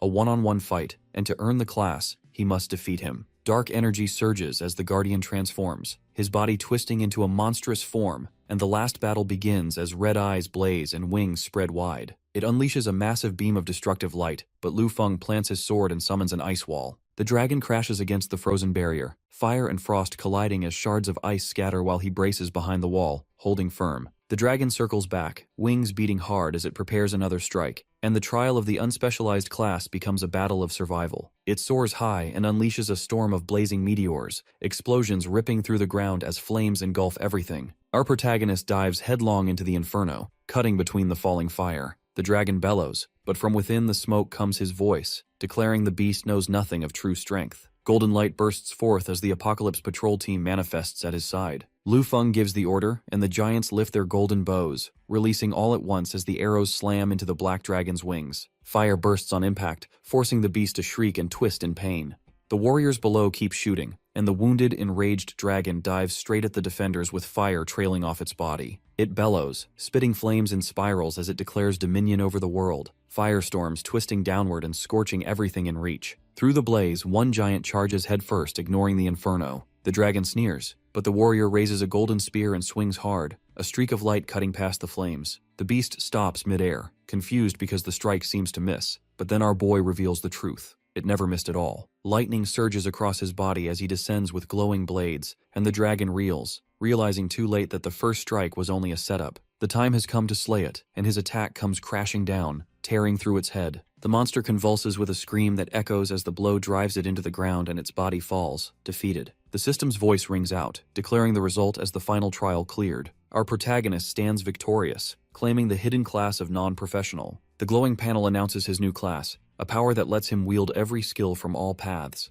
The black-cloaked guardian trembles, muttering in disbelief that he could have been defeated. The white sage praises the victory, calling it a miracle and congratulating Lu Feng for breaking records and clearing the impossible trial. He asks what the hidden reward is, and light forms before him, granting an S-grade summoning badge that can recall any opponent from his trials. Another glow follows, unveiling an exclusive skill, Knowledge Sees Seal, shielding his mind from intrusion. He clenches his fist in relief, knowing that Alston's ability to read memories can no longer threaten him. Safe for the first time, he vows to keep growing stronger until the day comes when he can crush that monster completely. A luxury car drives away as our protagonist steps forward, promising the secretary a raise once he marries her boss. She stares in doubt, sure that her strict boss would never fall for him. As he leaves, he asks her to order food and put the meal on her boss's budget, reasoning that she rarely eats out, and the funds would otherwise go to waste. Steam rises from the food as his phone buzzes with messages. Tao Tao floods him with chatter about her cat and her wish to play games, and he sighs. Their chat continues, and he suggests she join him next week for a real-life game in London. She declines, saying she has exams and tells him to find someone else to go with him. He studies an old photo, remembering the promise he once made, vowing to honor it, knowing that humanity's survival against the shadow worlds will depend on the choices he makes ahead. Jets roar across the skies as his train speeds toward London. An announcement signals their arrival at the city station as passengers flood out into the bustling terminal. Xiaya says it is her first time abroad and jokes about tasting life as an international gangster. When asked why they came, Lu Feng answers firmly that it is for a matter that will decide the fate of every awakener and the entire world. The heavy truck rumbles through the city as it carries Lu Feng's group, and they wonder why they were rushed into the vehicle the moment they landed in London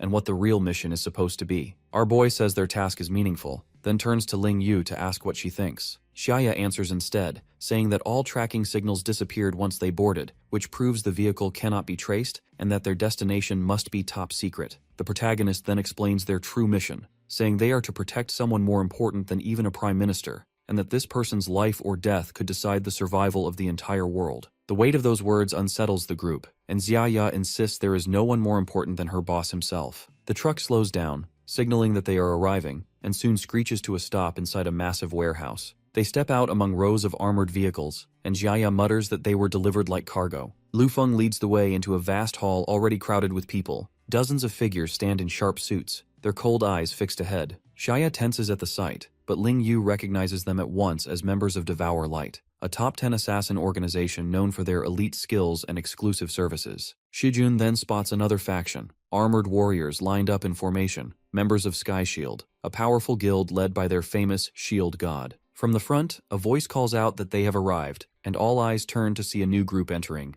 A man in a white suit and mask steps forward with guards, welcoming everyone to London. He praises them as the finest among bodyguards, saying it is an honor to see so many elites gathered for the selection test. He explains the rules, saying that beyond one of the 3 doors lies the destination temple, and only the first 15 squads to reach it will continue while the rest are eliminated. They have 3 minutes to decide which door to take, and he warns that casualties are to be expected. The countdown begins, tension mounting as groups whisper quickly and debate their choices. Some suggest following Devour Light, believing their tracking skills will guide them safely. An elder decides otherwise and tosses a dice onto the floor, letting fate choose their way. The die rolls and lands firmly in front of one glowing portal, and with confidence, he calls his squad to follow him straight inside. Other groups adopt their own tactics. Heaven's Shield splits up according to Plan B, sending squads in different directions to gather information before regrouping later. As the countdown ticks away, more teams rush forward, unwilling to be eliminated. Our protagonist's squad, however, stays back. His companions grow anxious about the time, but he remains calm and reveals he has been mapping the maze himself. Golden constructs glow in his hand as paths take shape in real time. Nanobots scatter ahead, scanning every corridor as they weave a holographic map of the labyrinth. His squad follows steadily while the others rush blindly. Shia still worries about the ticking clock, but he assures her the map is already complete. A vast projection of the maze appears before them, its sections constantly shifting. Lingyu notices at once that the maze is alive, rearranging itself endlessly. Our boy reassures them again, saying he has solved countless mazes before and will guide them no matter how it changes. His team places their trust in him. In the control room, examiners argue over whether his tactics count as cheating, but since there are no rules against it, they allow it, though they doubt whether outsiders with no bodyguard experience can endure the test. Meanwhile, the group steps through the portal. The maze proves merciless, springing traps from every corner. Massive boulders crush squads, walls of blades slice them apart, and searing lasers cut down the careless. Even the most skilled pathfinders struggle desperately to advance. One exhausted squad finally bursts through the last deadly corridor and cheers as they reach the temple's exit, believing themselves to be the first. But inside, Lu Feng's group is already there, calmly sitting in a circle playing cards. The arriving squad is struck with disbelief, unable to comprehend how the maze could have been cleared so quickly. One of them shouts angrily at his companion, saying he swore only gods could have done it before them. The protagonist smiles faintly and greets them, saying he is that god.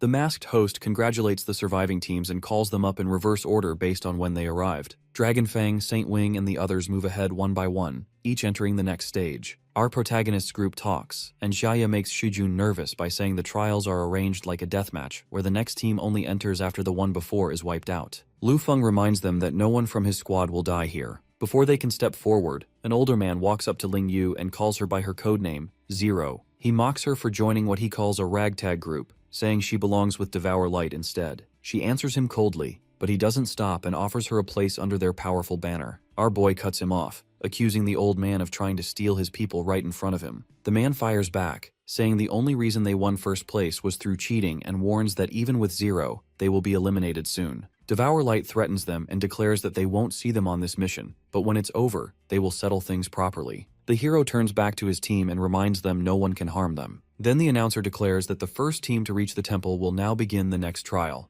As it starts, a light shines before them, revealing their protection target. It is an AI that guards the target's brain, but it can only be charged if they pass a test, and after that, they will need to protect its real body. The test begins as the AI asks about its situation, and the protagonist responds that her name is Erin, an expert in developing and researching shadow worlds. By applying formulas drawn from those worlds, she can predict how they will change and how those changes affect reality. He explains that her funding came from the OC Consortium founded by her grandfather, whose support made her work possible. Erin tests him further by asking what her grandfather's last words were, and Lu Feng recalls them perfectly. The man gave up everything, even his company shares, to continue Shadow World research because he believed Aaron's work would save the world. His last request was that she be protected and reminded that she is not a tool but his beloved granddaughter. Aaron accepts the information, but then the orb suddenly glows red. The group is told they have failed, with reasons given, using outside help in the maze, revealing information under pressure, and most of all, being judged unfit to guard the AI's true body. The verdict is final, and they are rejected from the week-long mission. Then, without warning, the orb shifts and delivers another response. It glows half red and half blue and announces their success. Lu Feng explains that this is Aaron's true body, giving the final order after hearing his words. The AI realizes he predicted even the feedback loop between it and the main body, understanding he manipulated the exchange on purpose. Our protagonist says that he only needs to convince the human behind it, and the AI itself is nothing more than a tool. The orb admits he is someone it cannot understand. His team cheers, and Jaya says their boss is unmatched. Together they stride out of the chamber. Outside, everyone is stunned to see them still in the competition. Some wonder how amateurs with no industry background could have been chosen at all. The masked host silences them, saying the protection target itself chose them. Lu Feng states plainly that he only cares about finishing the mission and receiving his compensation, then asks for the debrief. The host explains their task,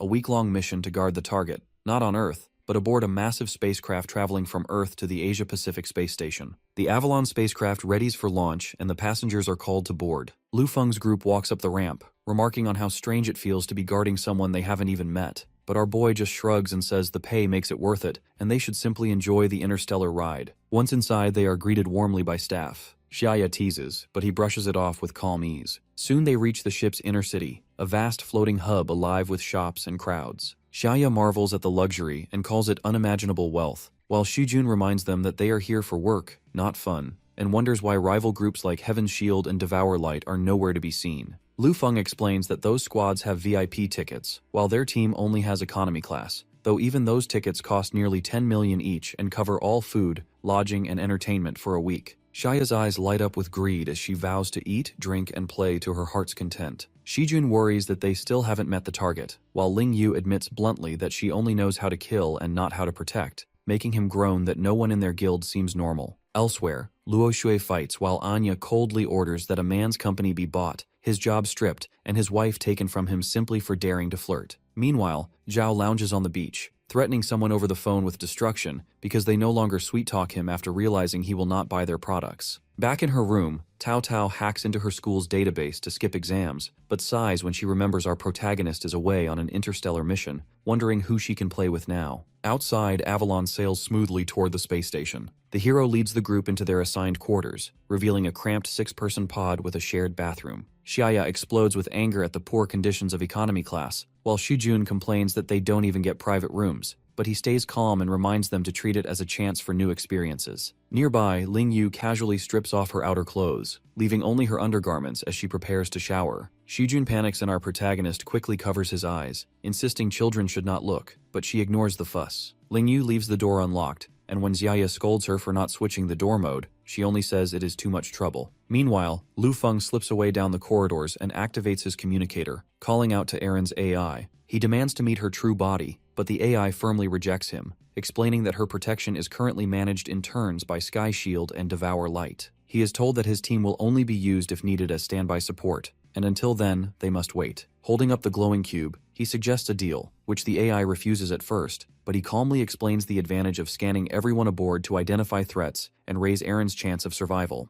The AI pauses, surprised that he bypassed Skynet's security alone. Our boy admits he can hack anything, but says he will not misuse it because the AI can shape the future, and he will only protect, not harm. Pressed by his reasoning, the AI finally concedes and agrees to grant him half an hour with its host. Later, when his team questions his sudden orders, he only tells them that they are going to meet the one they are protecting. They march down the corridor and come face to face with armored guards who mock Breaking Dawn as amateurs. The hero asks them to take a look at themselves, pointing out that their shift is ending early. Before things get heated, Xiaya steps in and tells them to move aside since rules are rules, and now they are all bodyguards here. At the final chamber, Lu Feng places his palm on the scanner. The door opens and they step inside together, where Aaron sits waiting and tells them she has been expecting them. Aaron remarks that they've arrived late, and Shijun praises her as the god of AI while Xiaya loudly insists that their boss is the true god instead. Aaron cuts them off sharply, making it clear she despises shortcuts and only accepted their presence because of her grandfather's trust. Lu Feng responds steadily, saying he doesn't care how she sees him, only that he was entrusted to help her achieve her dream because her grandfather placed that responsibility on him. Eren then asks if he knows what her dream really is, and he answers that she must at least survive until she completes the version 3.0 program. She admits that her goal is to finish Shadow AI 3.0, a program capable of changing and protecting the world, and she stresses that survival until its completion is the dream she once shared with her grandfather. When our protagonist asks about those targeting her, Eren brushes off the threat, explaining that the enemies could be corporate rivals or even the Shadow World system itself, since the Shadow AI could bring immense benefits and she plans to make it public, which is why others want her dead. She says their motives are understandable, but he calmly assures her she won't die aboard Avalon. Eren nods and explains her plan to head for Mars once the spacecraft reaches the station, where interstellar troops will guard her. She thanks them for honoring her grandfather's wish as the group leaves, but on their way out, members of Devour Light mock Breaking Dawn as amateurs unfit for real missions. A woman sneers, calling them street thugs and telling them to leave. Our boy pinches the woman as he slips by. Angry, the others threaten violence, but he only smirks, reminding them that they had called his team street thugs, so he might as well act the part. Weapons flash, yet he calmly cites the bodyguard manual, saying team infighting leads to disqualification.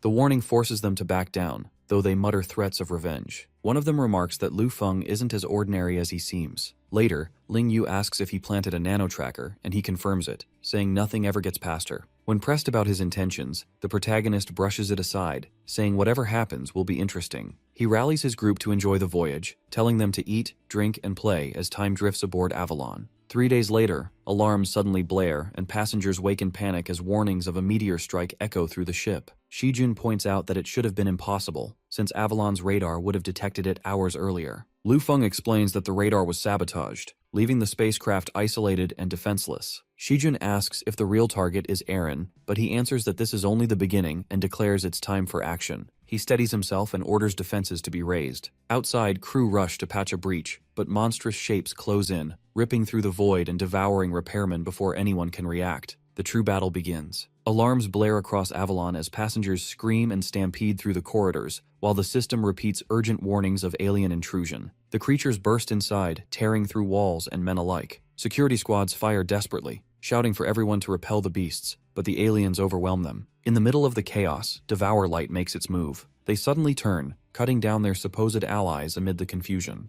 Their leader sneers as he reminds his men to follow the plan, saying once the spacecraft is destroyed, no one will ever trace the massacre back to them. They declare their intent to finish Eren and escape in pods, rushing down the corridor as the gates open. But one of them is abruptly intercepted by glowing threads that whip out and slice across their path. Our protagonist steps forward with his squad behind him, calm, greeting them with mock surprise and calling it quite the coincidence that they've run into each other again. The traitorous squad leader shouts in shock, demanding to know why Breaking Dawn is here, and Lu Feng calmly reveals that he tracked their movements, planted a nanospy, and even hypnotized them so they kept running in circles instead of reaching their target. With a snap of his fingers, he breaks the illusion and unleashes a dark beast that pins them down. The enemies panic and beg to negotiate, but our protagonist coldly orders their execution, then turns to Xiaya and instructs her to use their most lethal technique. She hesitates for a moment before obeying and activating intracranial explosion, her power surging as the traitors scream in terror, green light flaring across their foreheads and sealing their heads. Our boy ends the traitors swiftly and then leads his team forward, declaring that it is time to protect their mission target. Elsewhere on the ship, Eren hides with guards and soldiers while the hall already crawls with alien beasts. She steps on a can, and the sound draws every head toward her, and the monsters roar as they charge. The soldiers yell for retreat as Eren bolts with the horde closing in behind her, and just as claws reach for her, a blinding strike of energy slams into the floor and halts the swarm's pursuit in a flash. She turns to see Lu Feng's team arrive, and Xiaya says they made it in time as more aliens close in quickly. One teammate releases fire that cuts down the front line, while another sets up a barrier to block the rest, warning the creatures not to advance. Xiaya orders Shikun to take Eren away, and dark energy clears a path as she follows her guide toward the docking bay where an escape craft waits. They rush through the corridors, and Eren demands to know where his boss is. Shijun explains that he went to the bridge since the pilots were killed and the equipment destroyed, and she is surprised that he can repair a spacecraft. But Shijun says their leader called it simple, just switching circuits using backup systems. Before they can say more, a massive creature blocks their path, and Eren identifies it as the mother of the monsters. Shijun instantly summons Demon Wolf, dark energy forming the beast as it lunges forward and clashes with the monster in a brutal exchange. The wolf tears into the enemy, forcing it back and slamming the giant to the ground as the summoned beast dominates the fight. Nearby, Ling Yu unloads a heavy gun at the massive creature, but the bullets bounce off its thick hide.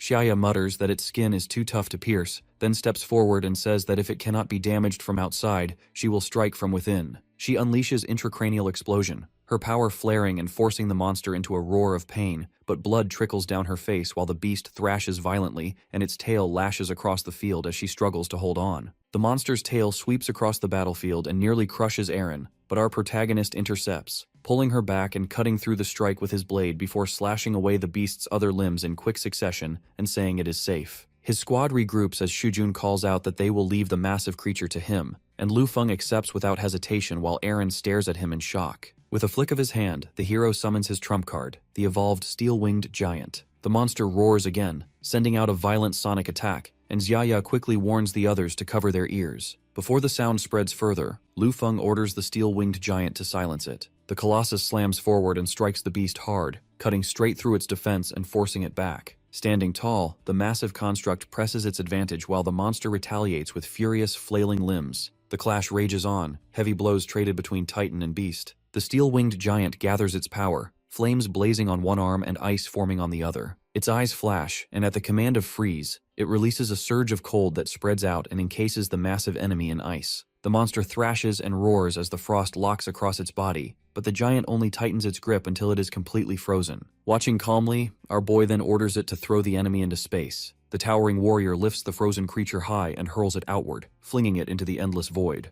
As the battle ends, our protagonist immediately commands Avalon to repair the ship with nanoparticles. Swarms release and spread across the hull, sealing the damage while he steps down from the giant. The crew gathers back together, and Eren realizes he has already taken control of Avalon's systems. He explains that the ship can no longer contact the outside or stay on autopilot, so he will personally handle navigation to Mars. When she asks if he can even pilot a spacecraft, Lu Feng answers that he trained before and once even attempted to escape into space, though the attempt had failed. He tells them to wait for the landing notice. As the ship steadies, Eren mutters, wondering where her grandfather ever found someone like him. Elsewhere, Alston ends his call, reminding his hidden partner that his only help was throwing a meteor, and that he will take no further part. The voice on the other side agrees and promises to deliver 1,000,000 awakening agents to help him build his army as payment, but the man warns that if the deal is not upheld, destruction will follow. 3 days later, Mars finally comes into view. At the space station, soldiers in heavy armor stand assembled to greet the arrivals. Eren is addressed with formality and assured she is safe now. She thanks Lu Feng for protecting her, but he replies that he only did his duty and reminds her of the importance of completing Shadow AI. She promises to give everything she has, determined to find a way to eliminate the Shadow World. They shake hands firmly before parting ways. As the team walks toward the lift, Xiaya marvels that they have just witnessed a historic moment. She says the mission was completed perfectly, while Shijun asks what comes next. Our boy explains that the spacecraft company is grateful for what they did and has granted them VIP treatment with full access to all the ship's entertainment facilities on the return trip. His teammates celebrate loudly, while Shijun watches them quietly. 10 days into the journey, Lu Feng receives a message from Ai Lin, warning him that the Shadow World AI has calculated the first city on Earth will be swallowed within a week, though the exact location remains uncertain. Our protagonist realizes the invasion is coming sooner than expected, and recalls how shadow gates had appeared before, luring people inside to fight and grow stronger, when in truth the shadow worlds themselves will descend, and monsters will spill forth to bring disaster. He admits he needs to grow stronger quickly. His status screen shows steady progress, yet survival now demands much more. Determined, our boy sets his next goal to obtain a powerful defensive artifact that can boost his odds against what is coming, and after some thought, he chooses which shadow world to challenge. In a parking lot, groups gather near a glowing portal, checking gear and preparing to enter. A luxury car rolls up, and Anya steps out, urging the person inside to hurry. Lu Feng emerges casually. Onlookers whisper, mocking him as nothing more than a boy toy clinging to a CEO. Even surprised she roused him herself,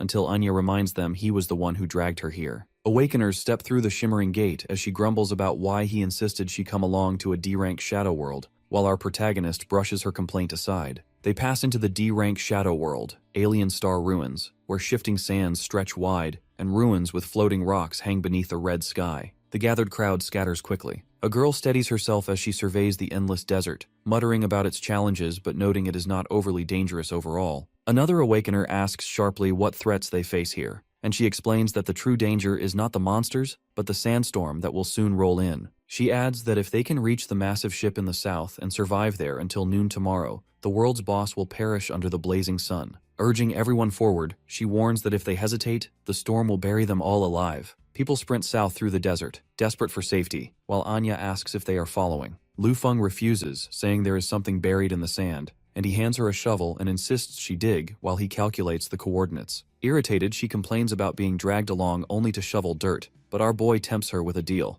If she helps him, he will give her the rare A-grade Fist Emperor's Heart Potion. Her eyes widen and she cannot resist, so she begins digging where he directs. She curses him for making her do grunt work, while the protagonist shrugs that it is fair since his brain works while her body works. She snaps that all her training was not for digging sand, shouting about the unfairness. Suddenly, a deafening roar rises as a tide of twisted green-eyed creatures floods from the horizon. She demands to know what they are, and he names them mechanical zombies, mutated remnants of a once great civilization destroyed in a war. Anya urges retreat before they reach them, but he stays seated calmly and tells her to keep digging. Mechanical drones whirl into battle at his command, shredding the horde as she works. She stares at the advanced machines in shock, muttering she could almost believe he came from the future, but he only redirects her with orders for the next dig point. Exhausted, she stumbles through the sand, cursing him as a heartless capitalist exploiting her. She demands to know how long she must keep digging, but he ignores her protests. Frustrated, she yells his name, and our protagonist suddenly appears at her side asking why she is calling him so intimately. She snaps back that she would never miss him, shouting she thought something had happened. He tells her she has dug long enough, and now it is time for the next step.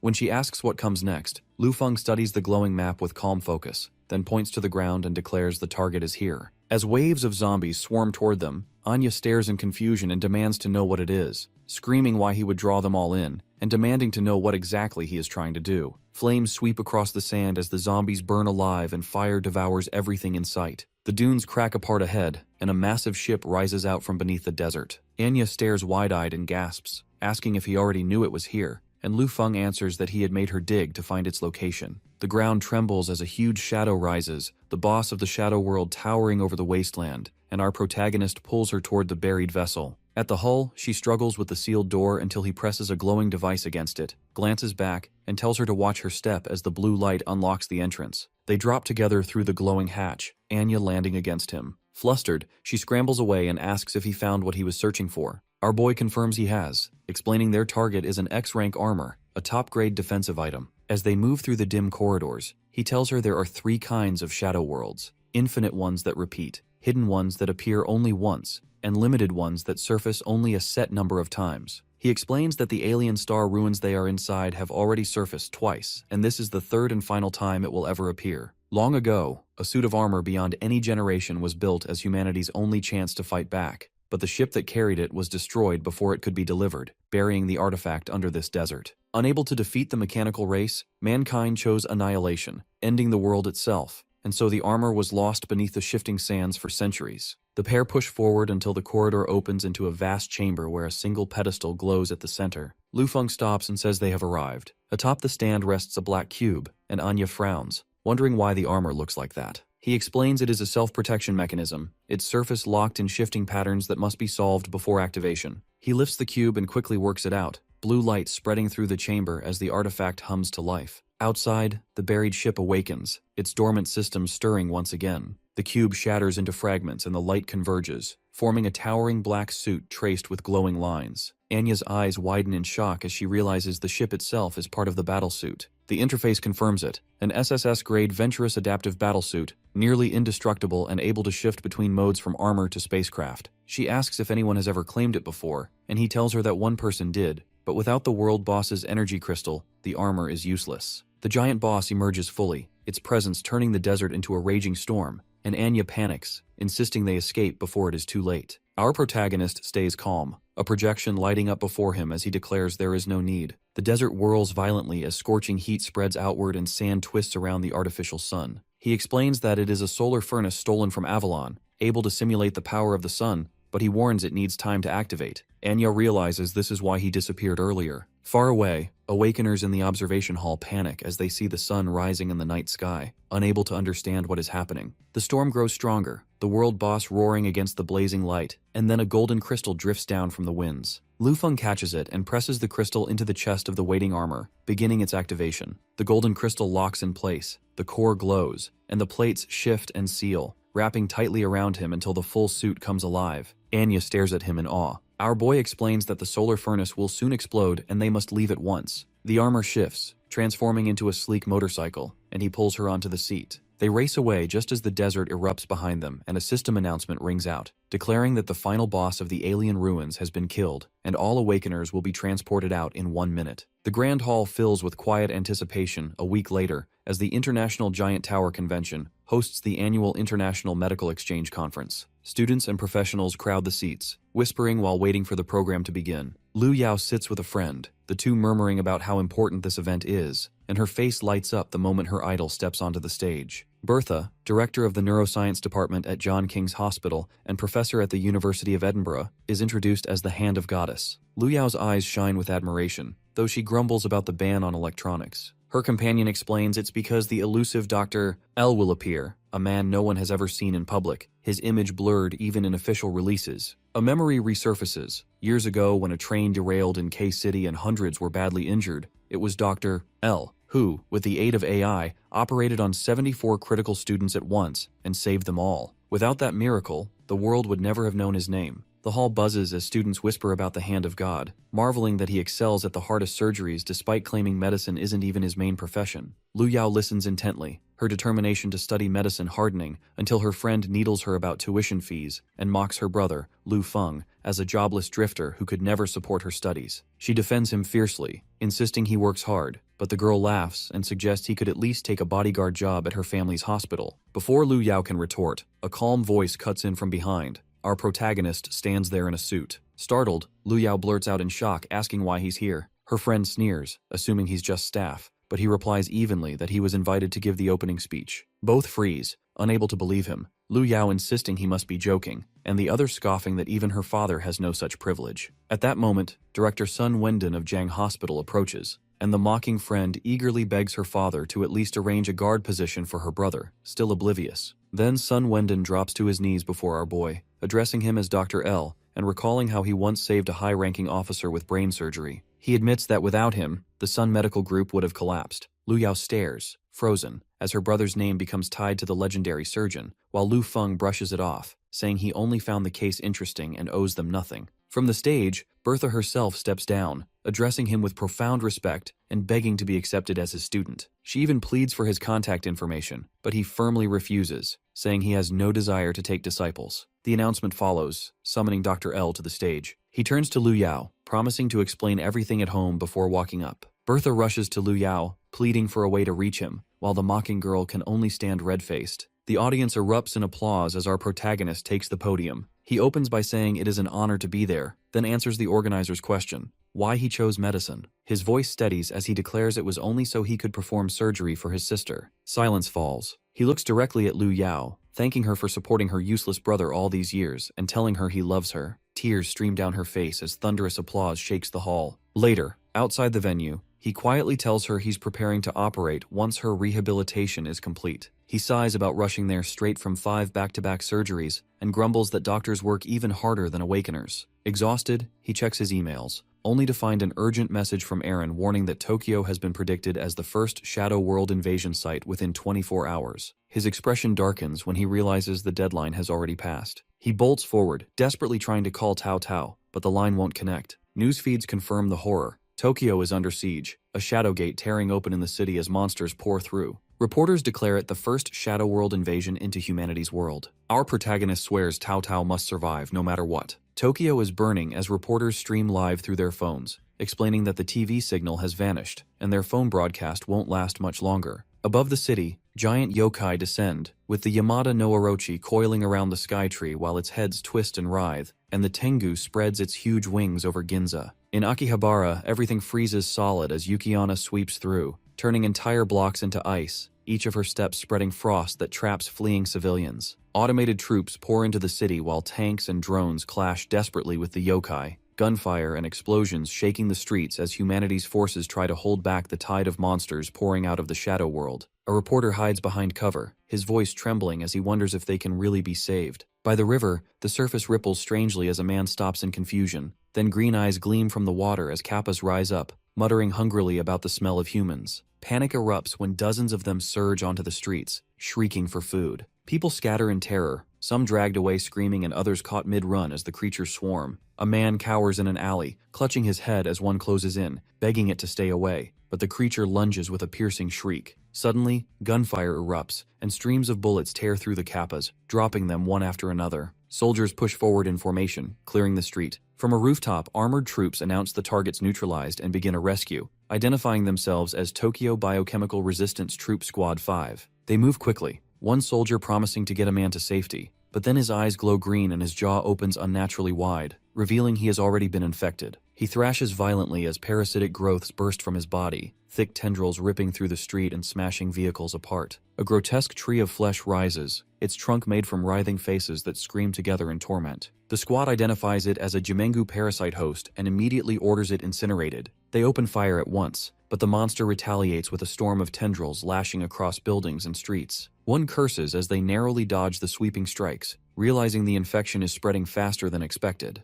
In the chaos, a green-haired soldier is nearly consumed by the tendrils. She closes her eyes, whispering an apology to her grandmother, certain she will not survive. But at that moment, a blazing light slices through the swarm as someone shouts, "Incandescent blast." A hand reaches out and she seizes it, pulled onto the broom of Tao Tao, who urges her to hold on tight as they rise into the air. The two soar above the burning city while the shaken soldier looks back, whispering that everyone else has died. Tao Tao comforts her, promising they will both survive and see her grandmother again. The soldier thanks her, then asks where her grandmother lives. Tao Tao explains she had gone to New York on business and escaped the disaster, then sighs as she admits her boss once warned her of catastrophe this year. He always came through when it mattered, even if he is now thousands of miles away. Her companion responds that if their own leader were here, escape would already be certain. Just then, a massive yokai appears ahead, a towering Joraguma with the body of a spider. The soldier warns that this area near the Shadow Gate swarms with such monsters, making their escape nearly impossible. She insists, however, that just 600 meters away lies an underground shelter, and if they can reach it, her captain, who is stronger than even these yokai, will surely come for them. Tao Tao nods softly, muttering that she hopes the iron-blooded captain truly does arrive soon. Winged yokai circle the towering skytree while down below a woman is seized in a massive hand, her body twisting as she struggles against the tightening grip. A hulking toad yokai looms over her as nearby soldiers watch in despair, crying that even their captain had fallen to this monster. The captain's hand shifts slightly as she clutches a small grenade-like device. With grim resolve, she pulls it free and releases it, and the blast erupts violently inside the creature's mouth. When the smoke clears, she steps forward with her blade still in hand. Her squad rushes to her side, shouting that she let herself be captured only to slip the bomb down the yokai's throat. One calls out to ask if she is all right. She keeps walking, saying she can recover quickly on her own, and orders them to open a path forward. But when they regroup, the squad finds themselves surrounded by a sea of yokai on all sides. The captain stands firm at the front, declaring that they will fight to the end even if it means dying here. At that moment, a motorcycle bursts through, ridden by Lu Feng. He swerves hard between falling debris and charges straight into the crowd of yokai. Explosions erupt behind him as he guns forward, forcing a path open through the chaos. He tears through monsters with movements too fast to follow as bodies scatter. The crowd below freezes in disbelief as he launches a brute skyward, then darts past more enemies without slowing, dropping back to the ground and sprinting toward his waiting motorcycle. At the front, the captain lowers her blade as our protagonist rolls up, calling her and telling her they need to leave. She refuses. Unmoved, he recites her full name, Maki Kuroshima, her age, and even details of her first love. Mounting the bike, he continues without pause, revealing knowledge from a certain April night 5 years ago. Soldiers whisper in shock that their iron-blooded captain might already have a lover, but Maki's glare silences them instantly as she draws her blade with a threat to strike him if he dares say more. Our boy rests calmly on his bike with his sword at his side, telling her to get on if she wants her squad saved. Maki demands to know how he can know so much, but his only answer is that there is no time and she must act now. She retracts her weapon and climbs onto the bike behind him. Engines roar as the wheels spin. Maki questions how he can cut through so many yokai, and he tightens his grip on the handlebars, assuring her he has his own way. He rides straight into the swarm as yokai flood in from every direction. Claws reach out, but he flips a switch on the bike and energy bursts through its frame. Blue flames erupt, a barrier sweeping outward as yokai at the front burn instantly, and their bodies are flung aside. A Tengu dives down with wings spread wide, but the surge of power smashes it midair. Our hero twists the throttle. Yokai collapse in flames as he pushes forward, tearing the street open for their escape. He weaves the bike through the wreckage and tells Maki her squad is safe, but she only stares and demands how a stranger could know so much. He answers steadily that they once fought side by side in the obsidian ruins. She snaps back in denial, insisting they have never met,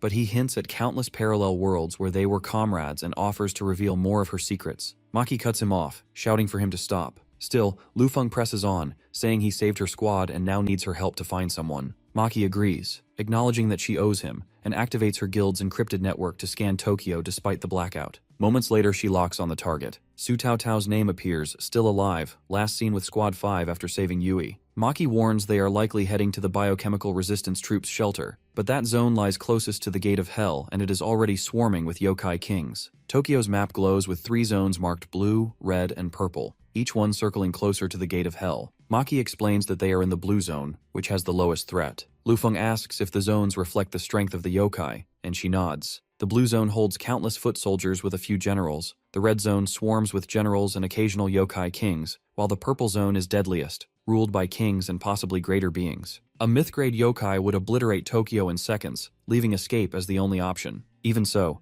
our boy fixes his path, deciding they will cross the death zone and head straight for the hell zone, and Maki quickly says she will plan the route. On the radar, 2 signals close in fast, and from the smoke come yokai generals, zombie warriors clad in red and blue. She curses, realizing they are after them. The towering generals swing down their weapons, smashing the concrete around them. The protagonist accelerates hard and urges her to hold on tight. One strike crashes behind them, another smashes at their side, but the bike tilts sharply, skidding past by only inches. The generals stomp after them in relentless pursuit, the red-armored one slamming its fists into the pavement, while its blue-armored partner's eyes flare as it moves in perfect sync. Lu Feng tilts his head with cold amusement, noting how well they are cooperating. The road ahead narrows with firelight reflecting off a solid wall of buildings. Maki warns it is a dead end, but he doesn't slow and tells her to hang on. Sparks burst from the bike's tires, and at the last instant he drives straight into the wall. The motorcycle bursts through glass with shards scattering, and he keeps control as he steers upward along the building's side. The blue-armored general crashes after them as momentum carries the bike higher. Our protagonist mutters that they will divide the work, and Maki answers without hesitation, drawing her blade and leaping from the bike mid-ascent. She descends toward the armored giant. He shouts after her, warning she is being too reckless. Maki plummets with her blade drawn, spinning midair as she brings her strike down on the red-armored general. The massive yokai raises its arm to block, but her slash tears through, knocking it back with explosive force. She twists higher, preparing her next attack, and Lu Feng calls out, urging her to unleash Sky Slash. Energy gathers along her blade and she slices downward in a sweeping arc. The strike crashes into the blue-armored general's chest, smashing it into the ground as concrete splits on impact, while she lands lightly beside the wreckage. She vaults back onto the bike, remarking how naturally they fight together, surprised that he even knows her techniques. The road ahead erupts as the red-armored general tears through. He swerves sharply and launches the bike off a ledge, arcing high over the steel beams of a massive bridge before landing hard on the roadway. Flames flicker across the skyline as Maki grips tighter and declares they have entered the death zone. Our boy reminds her of her own creed, to never fear life or death and to fight if unsatisfied. She steadies herself and answers that she is ready. At that moment, Soul Shepherd appears, flanked by his twisted followers. One of his subordinates questions their path toward the Gate of Hell, but the necromancer answers flatly that there is no other choice. He recalls slaughtering tens of thousands to refine his power, feeding on the city's screams to rise in strength, but being expelled from Ark under Lord Alston's judgment. Now he kneels once more, determined to return to Alston's side as one of his 12 saints, leaving him no choice but to act. A beast-like subordinate grins and assures him that Lord Alston will restore his rank once he enters the Gate of Hell and secures the corpse of a myth-grade yokai to forge into undead. Soul Shepherd says Alston must not be kept waiting and orders Warhammer to clear the way. The massive brute answers eagerly and leaps forward with his colossal weapon, his strike smashing into the street.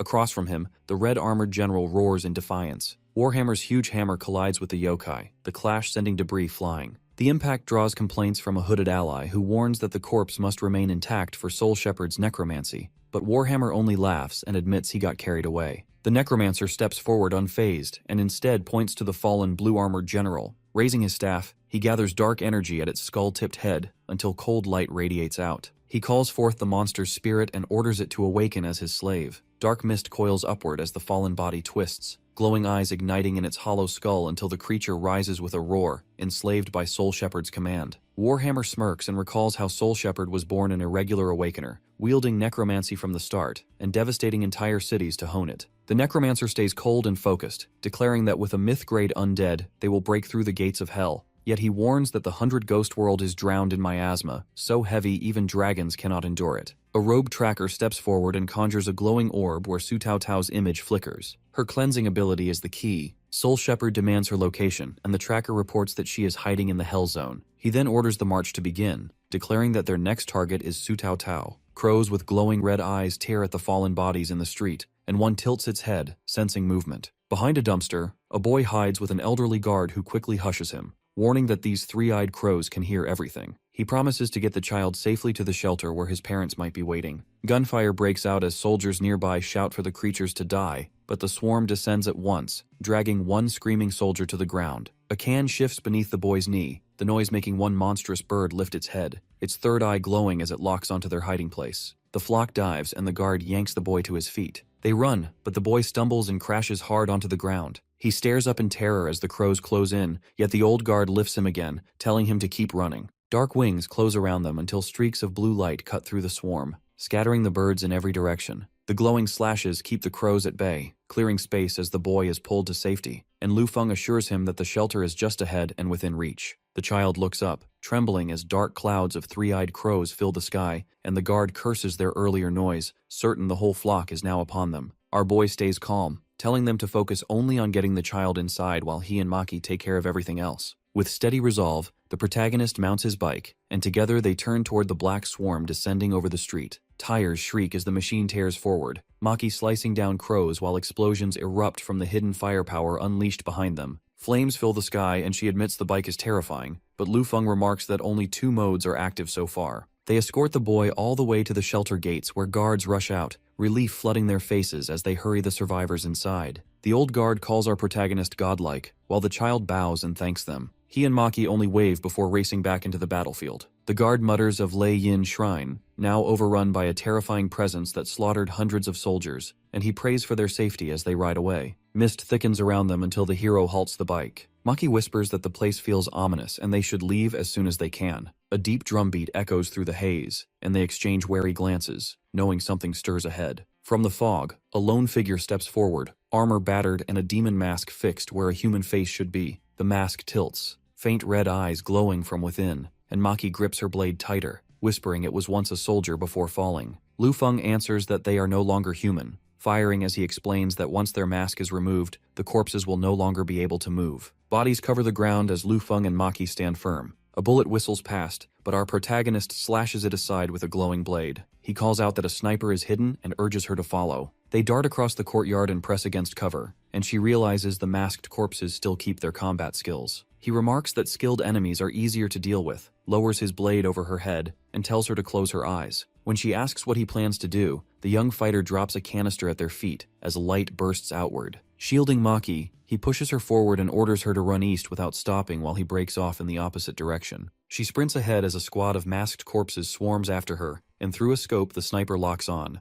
crosshairs following her run. Before the shot lands, our boy bursts onto the rooftop and kills the sniper. More masked soldiers close in with weapons raised, charging toward the fight. Maki slashes clean through the advancing corpses and breaks masks apart. Another lunges from behind, so she spins low and slices its headpiece straight down the center. When she notices their numbers multiplying too quickly, she curses, realizing the fight won't hold much longer. Just then, the rider pulls up on his bike and tells her to get on. She protests that the fog is too thick and warns they will crash blind, but he stays calm and shows a glowing map already drawn of the region, one even autopilot can follow. She mutters that he fights like someone who has lived hundreds of years, yet speaks like a man from the future. The bike roars forward, cutting through the mist while the undead swarm chases close behind. Maki grips tight behind him, admitting his presence feels strangely reassuring despite his mystery, but he stays focused and warns her it's too soon for comfort. The true controller of the corpses has not appeared yet. Her eyes widen as a sudden dark slash tears through the inferno. A cloaked figure drops from above, blade carving the flames as debris rains down. She shouts that the power feels like a quasi-yokai king, and insists they cannot fight it. Unshaken, he tells her to hold tight as the bike roars forward like a bullet. Purple slashes rain down and slice dangerously close. He leans low, deflects one, swerves past another, and screeches around a sharp turn,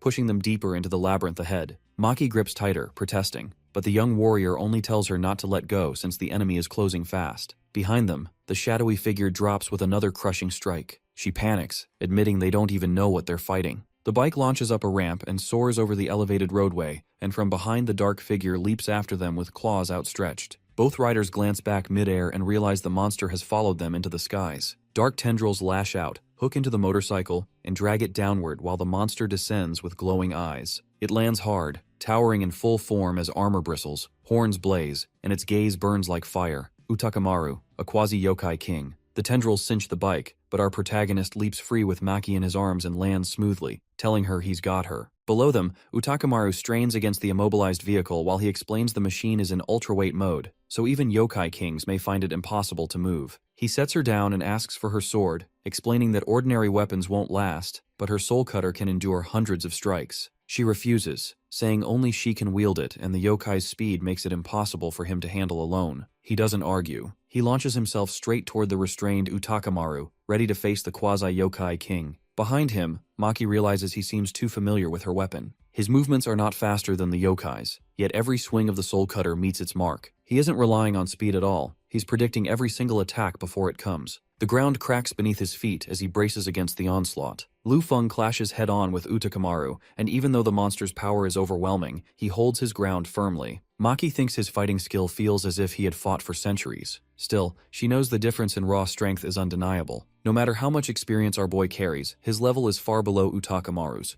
and at this pace, he cannot endure much longer. She realizes she has to find some way to help before it is too late. Just then, the protagonist faces the yokai king with unwavering focus as he prepares for his next move. Maki watches in shock as he stands completely still, his eyes calm while Utakamaru charges at him. The ground cracks apart under the yokai's sprint as he barrels forward with terrifying speed. At the final instant, the monster swings downward, the motorcycle surges forward, dragging Utakamaru's strike off course, and in that moment he slashes with his blade, unleashing the high-frequency vibration particle slash. The blow releases a blazing golden arc that cuts straight through the yokai king's chest. Utakamaru staggers back with a roar, and Maki immediately calls him shameless for using his motorcycle in the fight. Our protagonist only smirks, answering that victory is what matters most. He opens the system window as loot materializes before him. The king's sword appears, an S-grade item with unmatched sharpness, and a special ability called Super Speed Mode, which grants tenfold speed for 3 seconds, but leaves a heavy fatigue penalty afterward.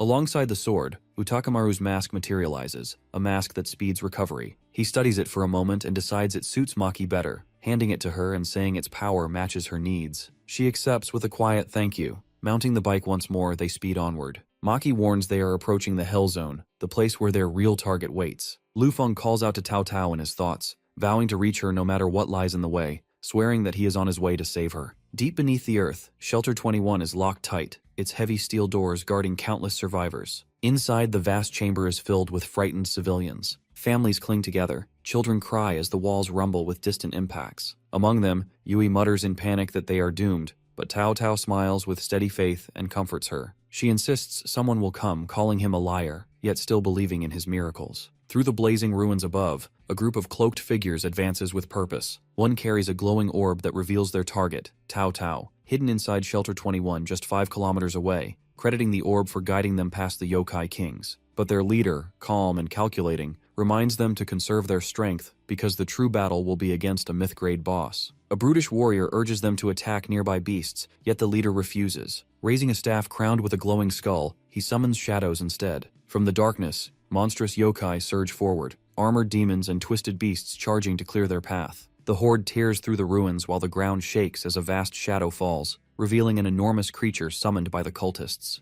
The leader watches with composure, recognizing the entity as a quasi-yokai king, calling it the perfect tool to open the gates. Chains of darkness bind the monster tightly until it kneels before them. With a cold command, the leader orders them to find Su Tao Tao, and if she dares to resist, she is to be killed. The ceiling of the underground shelter cracks with a violent tremor, followed by a thunderous roar as a massive yokai bursts through, tearing into the panicked crowd. As a result, people scatter in terror, crying for help. Outside, the Soul Shepherd and his group watch through their summoned link. The underlings report that Su Tao Tao isn't there, explaining she placed a guardian's eye to detect them and escaped before they arrived. Admitting her cunning, the leader, therefore, orders his men to wipe the shelter clean before moving on to hunt her down. The beastman warrior grins as he lifts his massive hammer high, and consequently, panic spreads among the survivors, though one man shouts defiantly for everyone to fight until their last breath. The hammer slams down as screams echo through the shelter, and the beastman laughs, unfazed by the slaughter. Meanwhile, one subordinate kneels before the shepherd and admits that Tao Tao's escape was due to her own trap, taking responsibility for the failure. However, the leader calmly replies that she cannot escape his reach. Far away, Tao Tao and Yui streak through the night sky on the broom.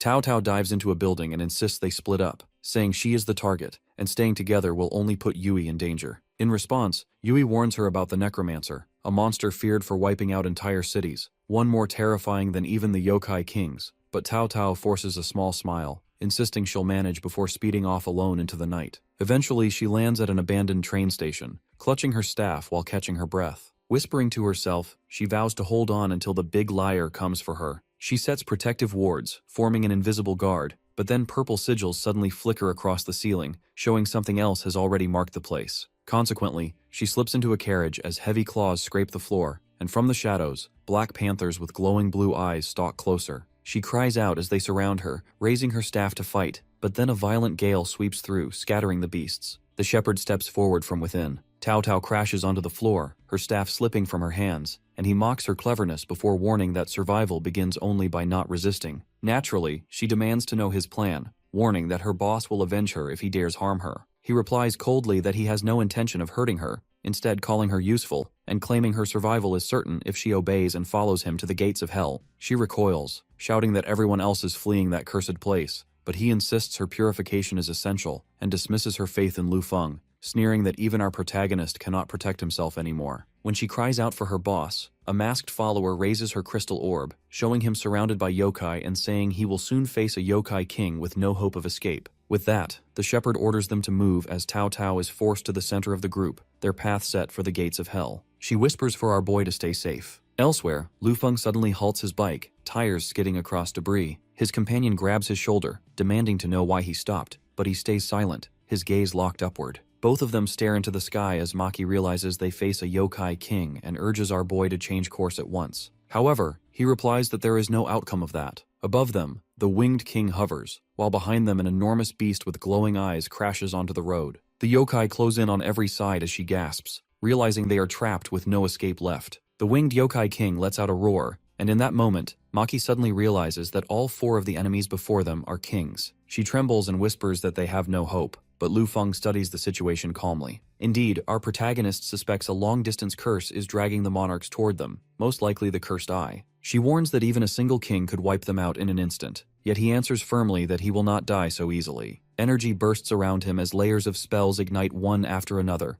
retrograde, clear-headed, vigilance, and as a result, light flares out, shattering the cursed eye's mark. Maki stares in disbelief as the curse vanishes. Our boy then takes her hand and pulls her off the bike, deciding they should hide first. The winged foe swoops low with eyes locked on them while another hovers high above with wings beating heavily, and the white-clad king lands gracefully, icy energy spreading across the ground with each step. The two crouch behind a shattered wall. She whispers in panic that they will be found soon, but he stays calm, saying all they need is a little time. Quietly, he slips a hand into his coat, pulls out a strange flute-like device, presses its hidden switch, and keeps it close. She stares nervously and asks why no sound comes out, and he explains that only the one he is calling will hear it. With that, he assures her reinforcements are coming. Maki questions him again, reminding him Tokyo is nearly destroyed, but he stays firm and promises help will arrive soon. Outside, the yokai kings prowl through the ruins, tightening their trap as black cat-like beasts sniff the air and mewl, their glowing eyes scanning through buildings. Inside, our protagonist holds her close as they crouch in silence, the hunters moving dangerously near while the winged monarch circles above, waiting. Suddenly, one of the kings lands near a broken glass wall and begins scanning the area, but in the next instant, blades cut down from above, striking him cleanly and driving him into the ground.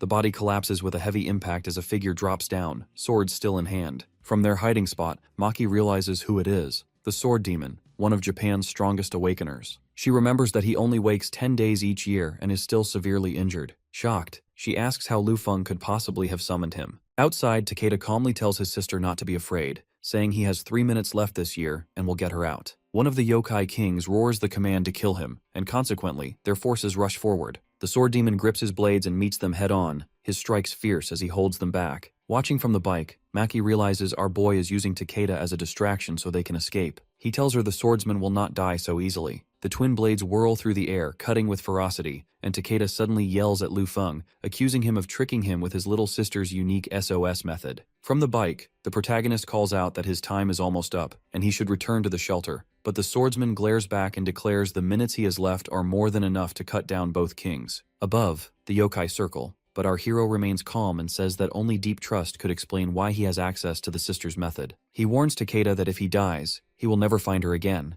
and only if Lu Feng survives will she return. For a moment, the swordsman falters at those words. He tells Takeda to stop the two kings closing in and promises to keep his word. The sword demon glares in silence before turning back to the battlefield, then charges forward to clash with the monarchs, his blades forcing them back. In the end, he admits he has no choice but to trust Lu Feng this time. With his strength nearly gone, the Awakener pulls away and returns to his containment chamber, suspended once more in the life support tank. He warns himself that if Lu Feng's words turn out to be false, then in 1 year he will hunt him down no matter what it takes. Maki wonders how he knows Takeda Hayato's sister, and Lu Feng explains simply that he doesn't know her at all, only that Hayato gave him the flute during their repeated days in the obsidian ruins, and later he made a replica. She doubts his excuse, but he only gives a small laugh and points out that the curse they suffered wasn't by chance. With that, our protagonist says Su Tao Tao is in danger, and the real battle is about to begin. At Underground Shelter 21, they enter to find bodies scattered across the floor. Maki stares in horror at the fallen, calling it merciless, and she wonders aloud if Yui and Su Tao Tao might already be dead at the enemy's hands. The hero, however, scans the shelter, noting the absence of their bodies, and mutters that Tao Tao is cunning enough to survive. His hand brushes against a symbol etched into the wall, an eye, and he realizes it is a magic eye likely left as a signal. Activating visualization magic, glowing runes flare and images form, consequently showing Yui alive but Tao Tao in the grip of the Soul Shepherd. Maki whispers the name with dread while he explains that Soul Shepherd was once one of the 12 saints of the Ark Guild, bearing the Capricorn sign, before Alston expelled him for slaughtering an entire city. Furthermore, she says Soul Shepherd is even more dangerous than a yokai king, and warns that with the Prophet and Warhammer under him, both strong awakeners, their group is far from ordinary. Our boy stresses they cannot allow him to take Su Tao Tao into the gates of hell, where myth-grade yokai await, since entering would mean certain death, and he says firmly that Tao Tao must not be allowed to join him. Maki admits they don't have the power to stop him and confronting him would mean death, but he replies that even without the ability they still have to try. Overhead, the gates of hell open wide as winged yokai circle and hordes of twisted creatures march forward, pouring into the world. Soul Shepherd marches at the front with Prophet and Warhammer, Su Tao Tao bound among them. She clenches her fists, whispering to herself that Lu Feng will be fine. The Prophet, on the other hand, frowns over her crystal, realizing her curse has been broken and turned back. The yokai kings redirected, and Tao Tao's eyes widen with relief that he is still alive. Soul Shepherd smirks, declaring that the gates of hell are near, and dark creatures gather, surging toward the entrance. As the horde advances, a sharp cry cuts through and a black cat leaps forward, its blue eyes locked ahead. The feline charges while Soul Shepherd lifts his staff and commands that no matter what rank the yokai are, anything in his way must be killed. Dark summons clash with the advancing creatures as a massive yokai swings and winged ones dive from above. Warhammer slams down while the Prophet's eyes glow as she lifts a sphere of crackling power and raises it high. From above, icy winds descend as Yuki Onna spreads her power, walls of frost rising high and sealing the battlefield in frozen spikes. Soul Shepherd halts, his eyes narrowing as he realizes he cannot read the souls of the 4 yokai kings before them, and he yells for his allies to stop, warning that the enemies are only illusions that will rebound their own attacks. Prophet analyzes and notes that this scale of trickery requires at least an intermediate illusionist, a rare class. The Dark Saint grips his staff, energy flaring as he demands the hidden caster reveal themselves. Soon, he looks up to see a line of mage figures appear atop the buildings, glowing orbs in hand, and Prophet stiffens, recognizing them as intermediate level. Soul Shepherd realizes it is not 10 but closer to 100, all puppets devoid of souls and controlled by someone unseen. Suddenly, our protagonist shows up with Maki beside him, holding up a glowing emblem. She asks how he summoned so many awakeners, and he explains that she once passed a trial in the Tower of Sages and obtained a summoning emblem as a reward that allows her to summon puppets of all awakening classes. She pieces it together, realizing the emblem is boosted by his unspecialized class, elevating the puppet's strength to intermediate. Lu Feng confirms this, then raises the emblem high and commands his summoned army to march, declaring it is time to retaliate. The summoned army unleashes a storm of destruction as fire rains down from above, arrows fly in torrents, and ice shards crash in endless waves. Warhammer lifts his weapon to block, but the force of the assault pushes him back. The prophet surrounds herself with magic, straining to hold on while the puppets close in and press their formation hard. Indeed, under the relentless strikes, Soul Shepherd's group finds themselves pinned. He growls in disbelief, pointing out that they are only intermediate puppets, yet their combined power feels far greater. The mage realizes the one behind them is using the perfect balance of classes, amplifying their strength 5 times over, and as a result, she warns her allies that this opponent is extremely dangerous. In the midst of the chaos, Lu Feng charges forward and pulls Su Tao Tao out of the prophet's grip. She clings to our protagonist, telling him she knew he would come. Warhammer reacts without hesitation, his massive hammer sparking as he swings to crush their escape. With a furious roar, he unleashes his ultimate skill, Sure Kill Thunder Hammer. From a distance, Maki watches in shock. She realizes the brute has just used the Sure Kill move of a level 70 Awakener, something no ordinary defense could possibly withstand. Yet our boy does not falter. For the sake of his comrade, he steps forward, golden hexagons spreading across his body as the barrier expands. The armor shifts while the hexagons lock tightly into place. He pushes his hand forward, and the devastating impact is deflected cleanly. Maki recognizes the technique at once as absolute defense, remembering it grants 1 second of protection even against a yokai king, but it can only be used once every 24 hours. Across the battlefield, the enemy forces regroup. Their leader notes coldly that Lu Feng has finally shown himself. A hulking figure moves up to the front while the prophet raises her staff and summons mirror clones, purple orbs glowing as they take shape beside her. Armored soldiers surround the group as Soul Shepherd demands their souls and orders his followers to kill everyone except Tao Tao. Consequently, the army surges forward in a wave. Blades crash down hard against defenses while our protagonist and his allies hold their ground, clashing fiercely with the soldiers. Tao Tao cries out, blaming herself for dragging him into such danger and insisting he should never have come. He deflects another strike and tells her to repay him later with favors once they make it back. Maki shouts that they are hopelessly outnumbered and cannot last, but Lu Feng remains steady and answers that their only choice is to take the risk. The prophet steps forward with a glowing orb in her hands, ready to strike, but before she can act, another figure appears behind her and lands a fierce blow. Shock crosses her face as the orb slips from her grasp and crashes to the ground. In an instant, it shatters, the summoned soldiers flickering unsteadily before fading away into nothing. The team looks around in confusion, asking what just happened, when Luo Shui steps forward and declares firmly that she will never allow anyone to harm her companions. Tao Tao's face lights up with joy as she calls her name. Luo Shui rushes to her side, checking her carefully, but Tao Tao assures her she is fine since our boy already saved her. Lu Feng greets Luo Shui warmly, but she brushes off the praise, saying he always has another plan anyway. Maki mutters in disbelief, pointing out that Luo Shui even resorted to a sneak attack to save him. When asked who the women are, he introduces her as an old comrade named Maki Kuroshima, which makes Maki snap back irritably since he had called her something else earlier. At this, the enemy leader roars in fury at his subordinate's death and declares he will slaughter them all. Raising his staff, he gathers seething dark energy, and above him, a massive skeleton begins to take shape,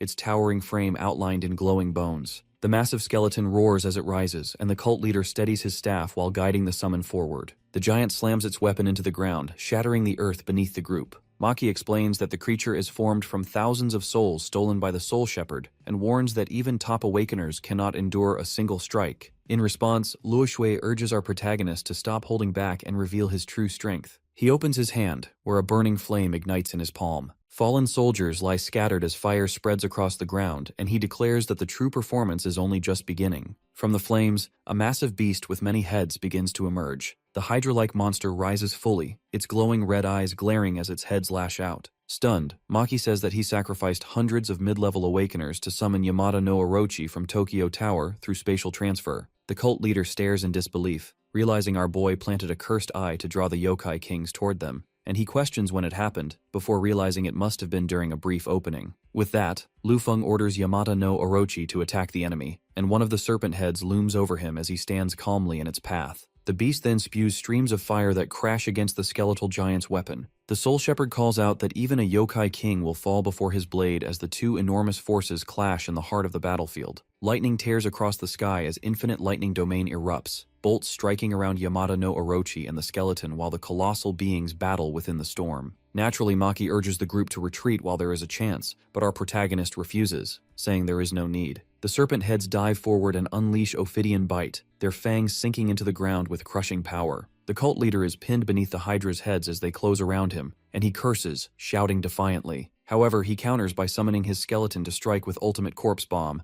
and a massive explosion shakes the field. Several serpent heads are blown apart, but more rise again from the smoke. Snarling, he explains that the Hydra cannot die as long as one head remains. He then activates skeletal samsara, boasting that the giant skeleton recovers 10 times faster than anything else. The towering summon looms behind him, its aura swirling as it steps forward at his command. He sneers at Lu Feng, claiming he is too far to make it in time. Suddenly, our boy bursts forward, activating Takamaru's sword, tenfold speed as he charges. The Soul Shepherd panics, shouting for protection, but the strike comes too fast. With high-frequency vibration particle slash, Lu Feng cuts clean through. The cult leader collapses. Our protagonist answers coldly, exposing his trick of splitting his soul into shadow beasts for resurrection. He declares that it ends here and vows to take both the skill and the beasts. As his hand rises, energy flares, and the Soul Shepherd cries out in denial while Lu Feng unleashes the power to seize his ability. He activates Devour skill, claiming the enemy's unique power as a blue orb settles into his hand. The system explains that it extracts the shadows of the dead and commands them as beasts, with up to 7 under his control. Testing the power at once, he inherits one and summons Inugami, ordering it into battle. Gazing at the remains of Yamata no Orochi, our protagonist says that a monster of such strength should not be left to waste. Lu Feng tries to extract Yamata no Orochi's shadow, but the first attempt fails with a warning that the target's level is too high. He makes a second attempt and fails again, leaving him with only one last chance. Steeling himself,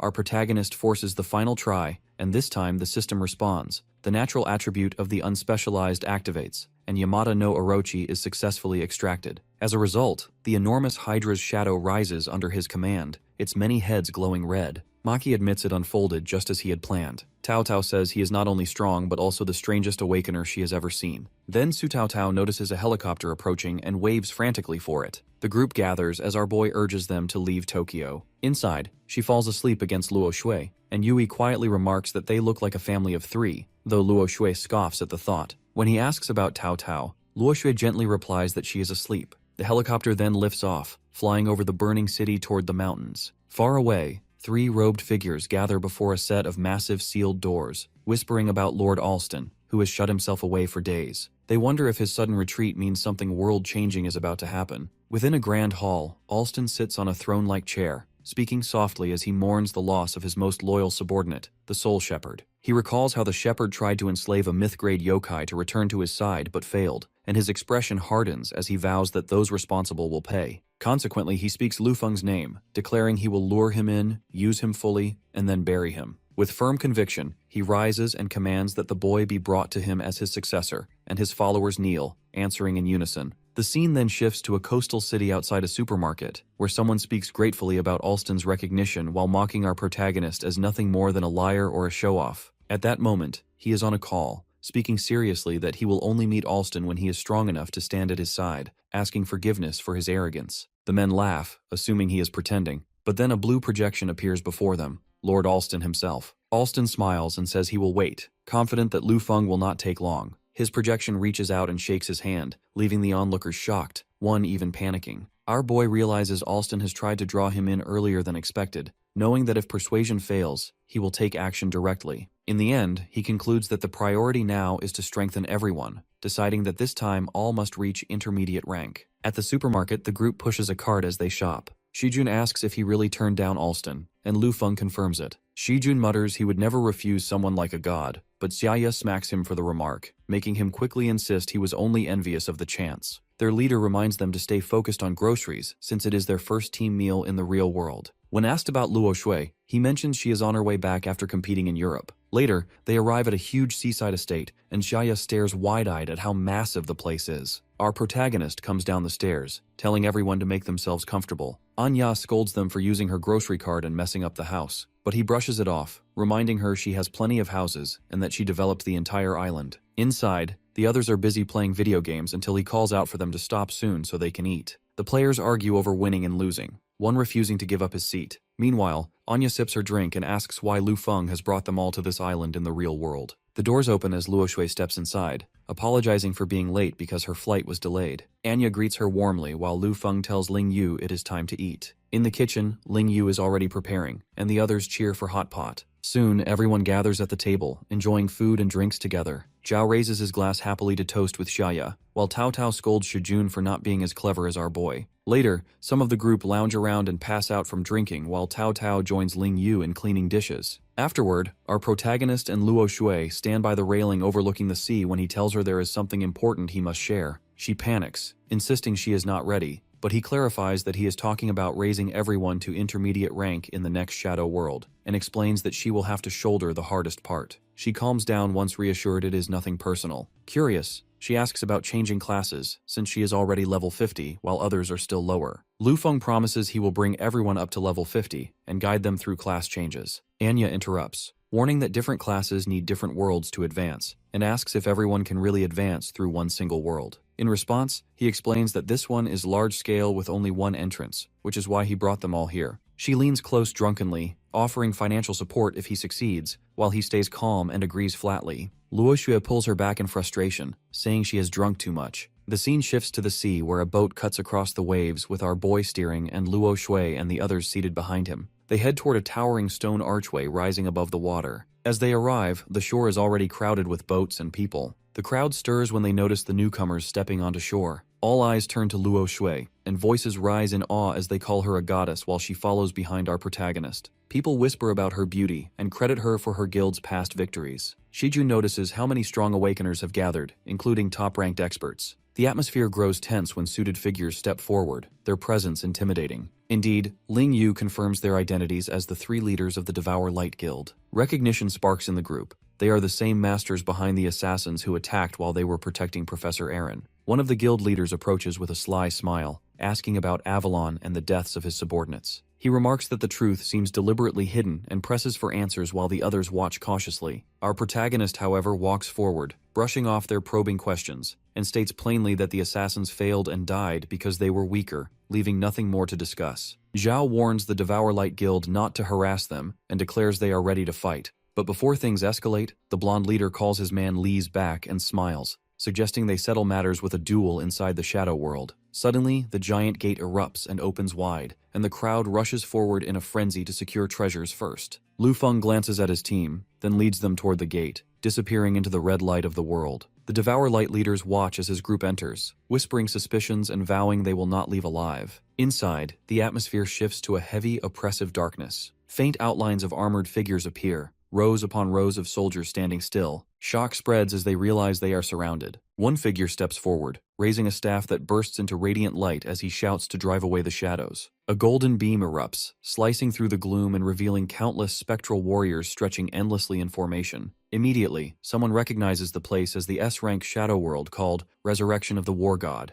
The undead riders are not individually strong, but their endless numbers make them terrifying. With a single command, the undead cavalry surges forward in a thunderous charge. The Awakeners rally, unleashing spells and weapons, and as a result, both sides clash violently. The undead cavalry charges forward, and one of the Devour Light leaders roars for his men to defeat them as he rushes in head-on, fists tearing through enemies. Blades flash and magic erupts, yet the overwhelming numbers of the undead press hard against the Awakeners. Eventually, a deadly wave of green energy rips through the air, striking down fighters one after another. Someone shouts that there are too many and points toward ancient temple ruins ahead, and with no other choice, the survivors scramble for shelter inside. Xiaya and the barrier wielder barely hold back the charging undead as she cries out that she is at her limit, but Lu Feng stays calm. Luo Xue asks if he needs their help, though he tells her to conserve her strength since he will carve the way forward. Dark energy rises as he summons his shadows, his voice commanding them to rise, and from the ground, a colossal figure emerges,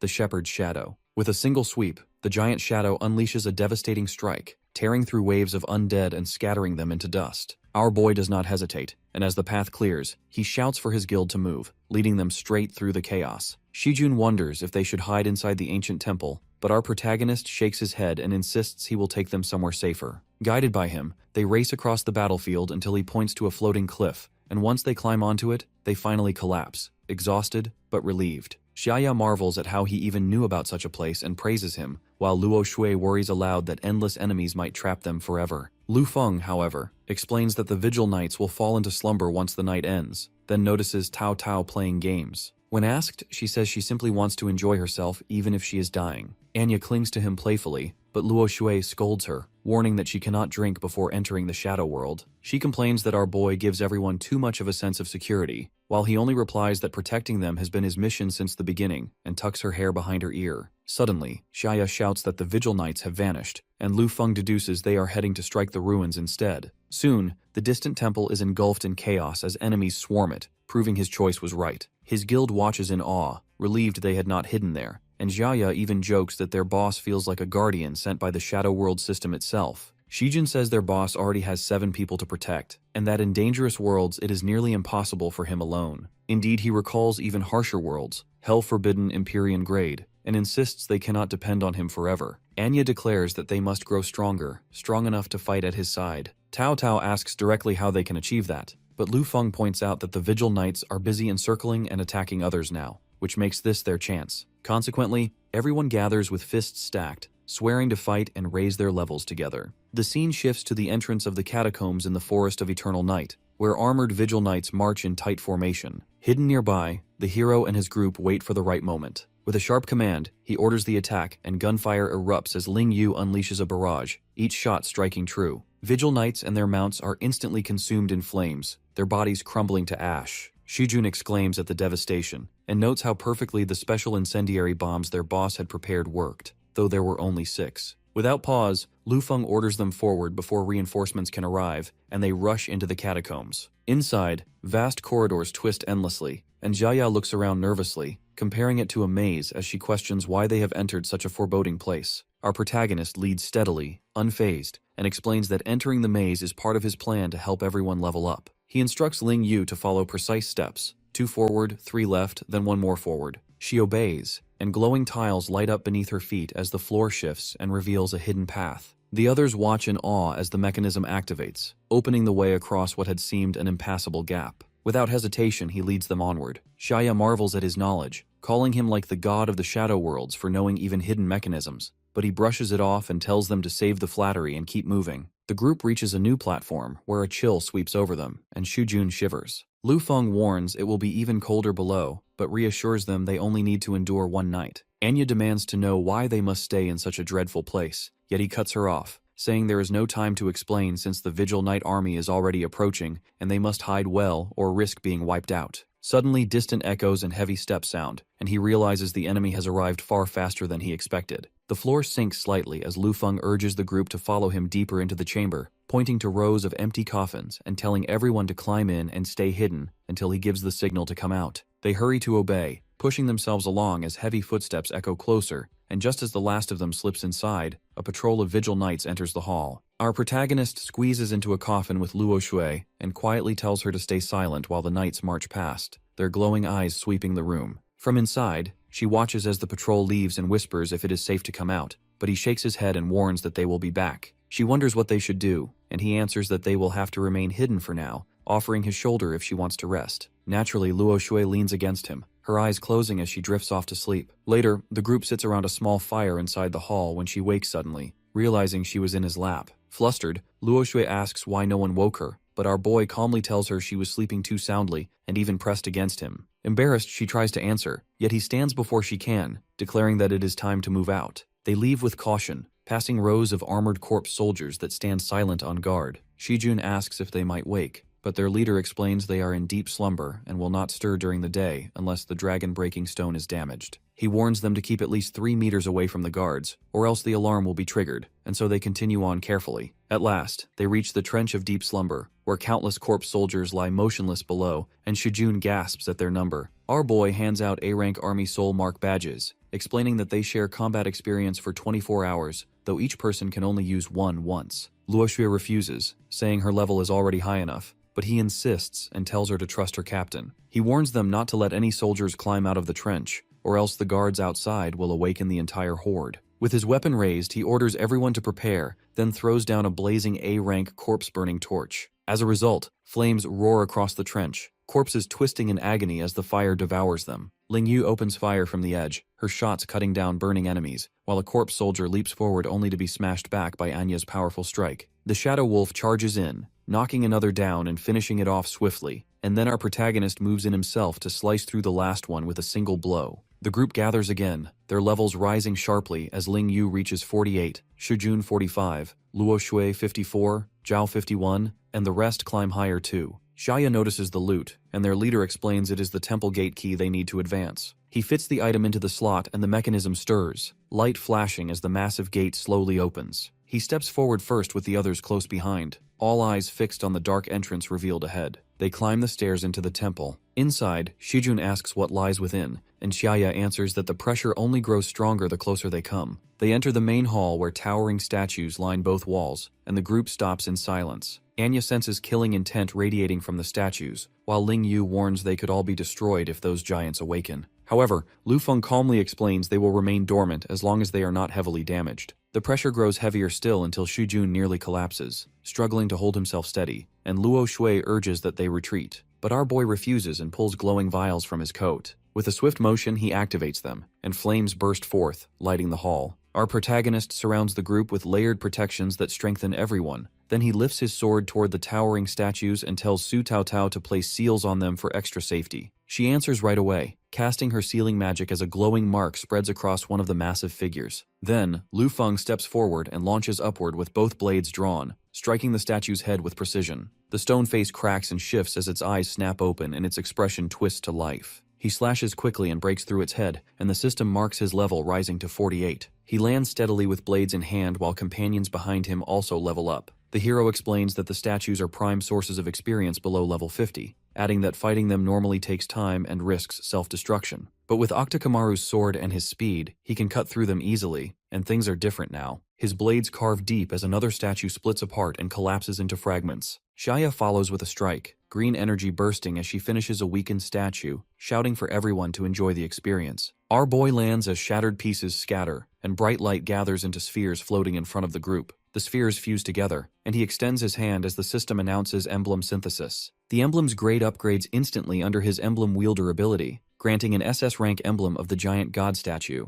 He holds it up and explains that the drops are perfectly suited for his teammates. As a result, Ling Yu receives Corpse God's venom and studies the vial carefully. Shijun is given Giant God's rage, and Xiaya equips the giant god statue's hand. Everyone confirms their new levels, each surpassing 50, and the protagonist announces they will now head to the royal capital for their intermediate class change. The group marches up the temple steps in order as storm clouds gather and the royal city comes into view. Meanwhile, members of the B-rank guild Azure Wings enter the silent city, unsettled by the eerie quiet and skeletons scattered along the streets. They come across piles of human bones stacked against walls, and one member urges retreat, warning that the city is too strange. The muscular fighter, however, dismisses her and insists they have come too far to turn back. She warns again, pointing out the danger, recalling her grandfather's teachings as a scout, and then notices a strange black insect crawling nearby. The scout warns him not to touch it, but he stomps it anyway. A sharp cry follows as the insect pierces his leg. Consequently, the ground erupts where he falls,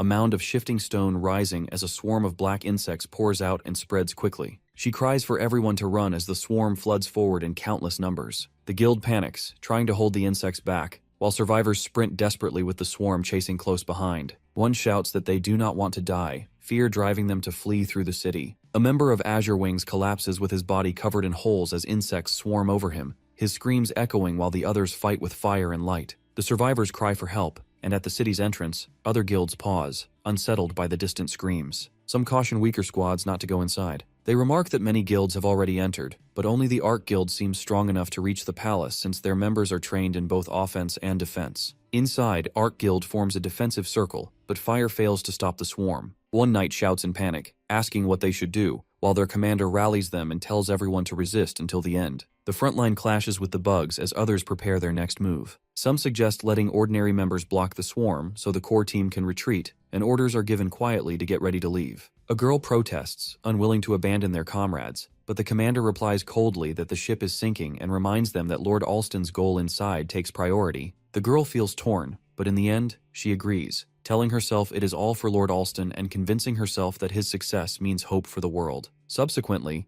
the Arc Guild leaders mount their flying beasts and call their elites to follow them straight toward the palace, while the ordinary members left behind on the ground realize they have been abandoned. Countless insects gather together and form a massive shape until the Eternal Guard insect giant rises from the city, towering over the buildings. The giant lets out a roar, its red eyes burning as Ark Guild soldiers below freeze in shock. It crushes guild members in the air, and one knight screams as he is seized and ripped apart. Lightning surges across the sky as the monster roars again, and the other guilds outside the walls watch in horror, realizing the insect giant has fully appeared. At this moment, Lu Feng arrives with the Breaking Dawn Guild at the city gates and calmly announces that they have reached the City of Eternal Life. Luoshu and the others follow behind as our protagonist leaps up and lights the gate's torch with blue flame. The doors swing open just as the swarm pours forward to meet the guild head-on. He leads them forward with the torch in hand while the swarm of bugs parts around them, though everyone grows tense at the sight. Other guild members outside notice how the insects avoid the blue torch, but panic spreads when the surrounding torches extinguish as he carries his away. Consequently, more players are devoured by the swarm, and Luo Shui urges that they cannot ignore the dying. However,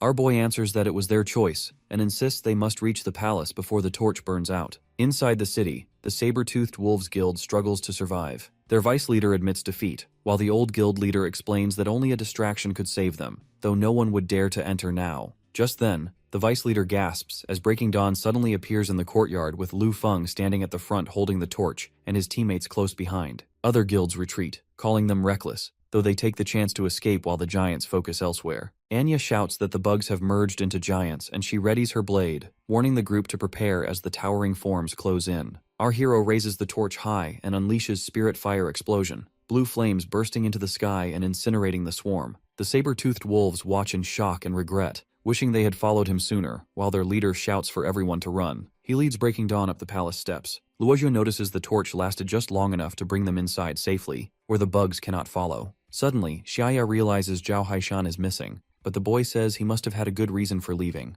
With determination, Lu Feng steps forward and activates a protective shield, declaring that he will never abandon his companions. Luo Shui warns that the shield will only last 30 minutes and urges him to be careful. The hero promises to return with their missing ally and leaps out into the swarm. Zhao Haishan forces his way forward with red flames swirling around his body from the flaming blood ring, which shields him from the swarm while draining his life. He senses a comrade's signal nearby and pushes on despite the pain, remembering his promise to care for his brother's children. Eventually, he finally spots a girl struggling to hold the insects back with incense, its effect nearly gone. He smashes through and shouts for her to follow, determined to protect her. Behind them, however, an insect giant crashes through the street. The giant's fist slams down, and Zhao blocks with his weapon while yelling for her to run as the monster towers over them. At that moment, Lu Feng appears inside his protective shield and intercepts the strike. Zhao calls out in surprise, asking why he is here, and our protagonist answers that he came to bring him back, warning there will be punishment for leaving, but saying for now he must focus on cutting down the giant. Their leader floats inside his glowing shield with twin blades ready. A massive fist slams down toward him as he hovers above the city, while the insect giant roars and strikes again. The girl yells that the monster fights by separating and reforming, calling it nearly invincible, and Zhao adds that with so many of them gathering, it could be their end. Lu Feng answers sharply, asking who said they were dying, and declares they will survive. He lifts the emblem high, golden light bursting out as the evil god statue is summoned. He commands it to crush the enemy as the statue stomps down and releases gravity reversal, tearing through the swarm. As a result, one insect giant is smashed apart, green fluid spraying everywhere. The statue moves slowly, but is unmatched in defense and retaliation, making its force field attack devastating. Our boy tells the girl to leave and hands her a forced teleportation crystal. She hesitates, realizing how rare it is, but he insists Zhao wanted her safe. Zhao thanks him, but the hero replies that comrades need no thanks, only to fight together, as the statue unleashes another gravity reversal. Debris crashes down from above as Shijun notices the group's return, and the massive structure slams into the ground outside the palace. Our protagonist leads the party forward, calling for them to put an end to the shadow world. Inside, the floor is littered with corpses, turning the place into a slaughterhouse. Ling Yu observes that it looks like the work of the Devour Lights, and Lu Feng states they are aiming for the Queen's crown, pointing out its great value. He explains that the crown is tied to the origin of the world itself. Visions appear showing the Queen killing the king, seizing the crown, and transforming the land into a corpse kingdom to revive her beloved marshal. Indeed, the crown, an ancient relic, holds regenerative power and a hidden secret, making it the target of all awakening guilds. The group witnesses a clash breaking out as the Devour Lights unleash their forces and join hands with the Righteous Ark. Inside, guild members prepare themselves, knowing the enemy's goal is clear: defeat the Queen before the martial god revives. The throne glows as the Queen's guardians stand ready with flames surrounding mysterious orbs and crystals tied to the resurrection ritual. Purple energy coils around the crystal as the seal weakens, and someone warns that if the martial god revives, the world will be destroyed. Flames and steel crash together while a fighter roars for his men to follow him through fire. A massive roar shakes the palace and the gates burst open. Inside, the queen sits on the throne, wrapped in swirling energy until spells ignite, and another warrior hurls a strike that sends her crashing down. A crown arcs through the air, and Lu Feng catches it mid-flight. He sets it on his head and leans back on the throne as the enemy commander glares and shouts for his men. Green energy binds the captives while the commander roars that the martial god must not be revived. His fury erupts with fire flaring across his body, but a sudden gesture ends it when our protagonist snaps his fingers and power surges through the chamber. Allies stand ready while he declares the start of class advancements. Crystals ignite and surround each of his comrades in burning light, their bodies lifting within glowing prisms as energy pours into them. The enemy stares in shock, realizing our boy is strengthening his guild instead of himself, and consequently, panic breaks out with orders flying to kill him and seize the crown. The queen roars back, claiming it as her divine right, while green chains tighten and panic spreads as flames surge into a monstrous face glaring from the inferno. The blazing giant rises with a thunderous demand for the crown, yet Lu Feng sits unmoved as it towers over him. He answers coolly that he will not yield until his companions finish their class advancements. Enemies rage and call him a fool while offering deals, threats, and promises of survival, but his eyes glow cold beneath the crown. They charge through the flames with weapons raised, but the hero summons his shadow as dark mist swirls and breaks against the firestorm until the monstrous form of his enslaved beast rises with many eyes gleaming. The fiery giant charges with blazing fists, only to be met head-on by the beast's strike, while the queen rallies her power and golden light surges to shield her side. Claws of shadow clash with beams of flame and light as the beast unleashes a storm of fire and frost that forces the enemies back. They shout in disbelief that one man alone holds 6 of them at bay, and fear creeps in as they admit his control is overwhelming. They warn that even if victory means nothing, Lord Alston himself will come for the crown,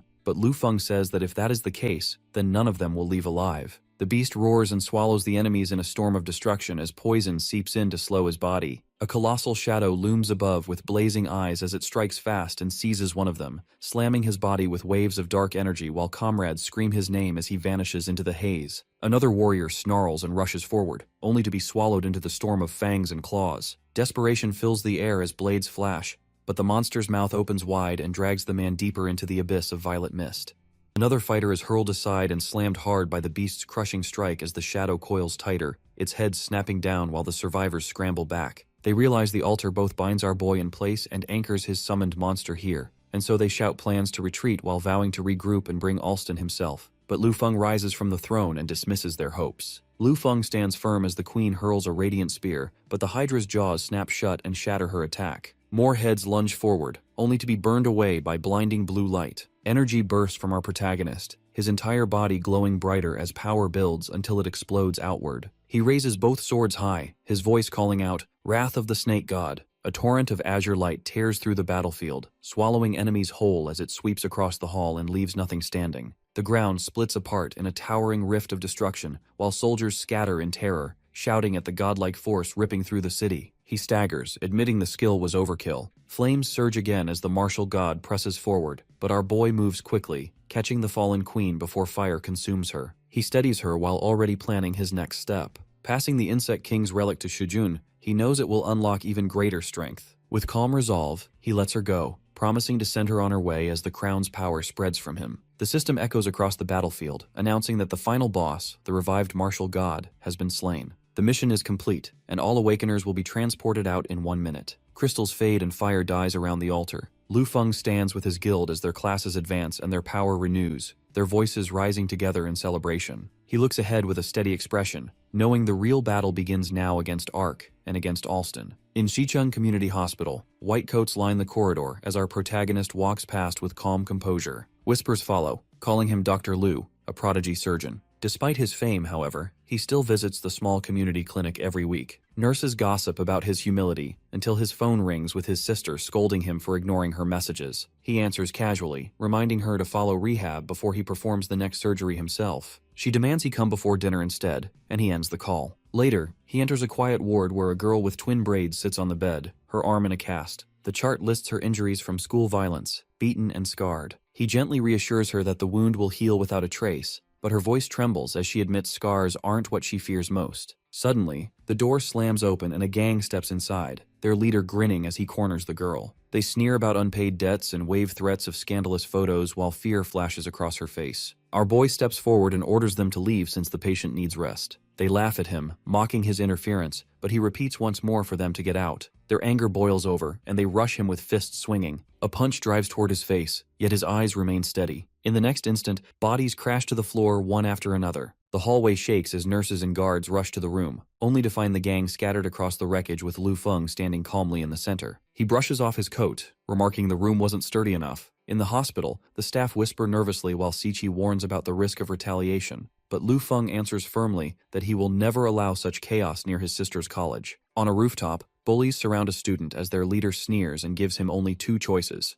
either leap from the building or lick his shoes. The boy trembles, refusing to throw away his life when his mother still lies bedridden, yet he is forced down, mocked, and ordered to clean the shoes with his tongue. A voice cuts through the jeers as Siqi rushes forward and shouts for them to stop, which makes the leader smirk in amusement at her courage. The gang bursts out laughing, mocking her for thinking she found someone to help, but then their eyes turn when Lu Feng steps out and she points straight at the blonde. The bullies scoff, brushing him off as nothing more than a weak community doctor, then order their men to toss him off the building. They surround him, boasting about throwing him over the edge, but when the first one lunges, his arm is twisted until he screams. Bodies fly one after another, smashing against the rooftop railings. The leader yells for everyone to attack at once, and dozens charge together, but our protagonist scatters them in seconds, knocking them down and tossing them aside. The blonde boss collapses to his knees, begging for mercy and calling him brother, but Lu Feng seizes him by the collar and lifts him over the edge. The boy pleads desperately, invoking his father's name and their political influence, yet our boy lets go and sends him plummeting.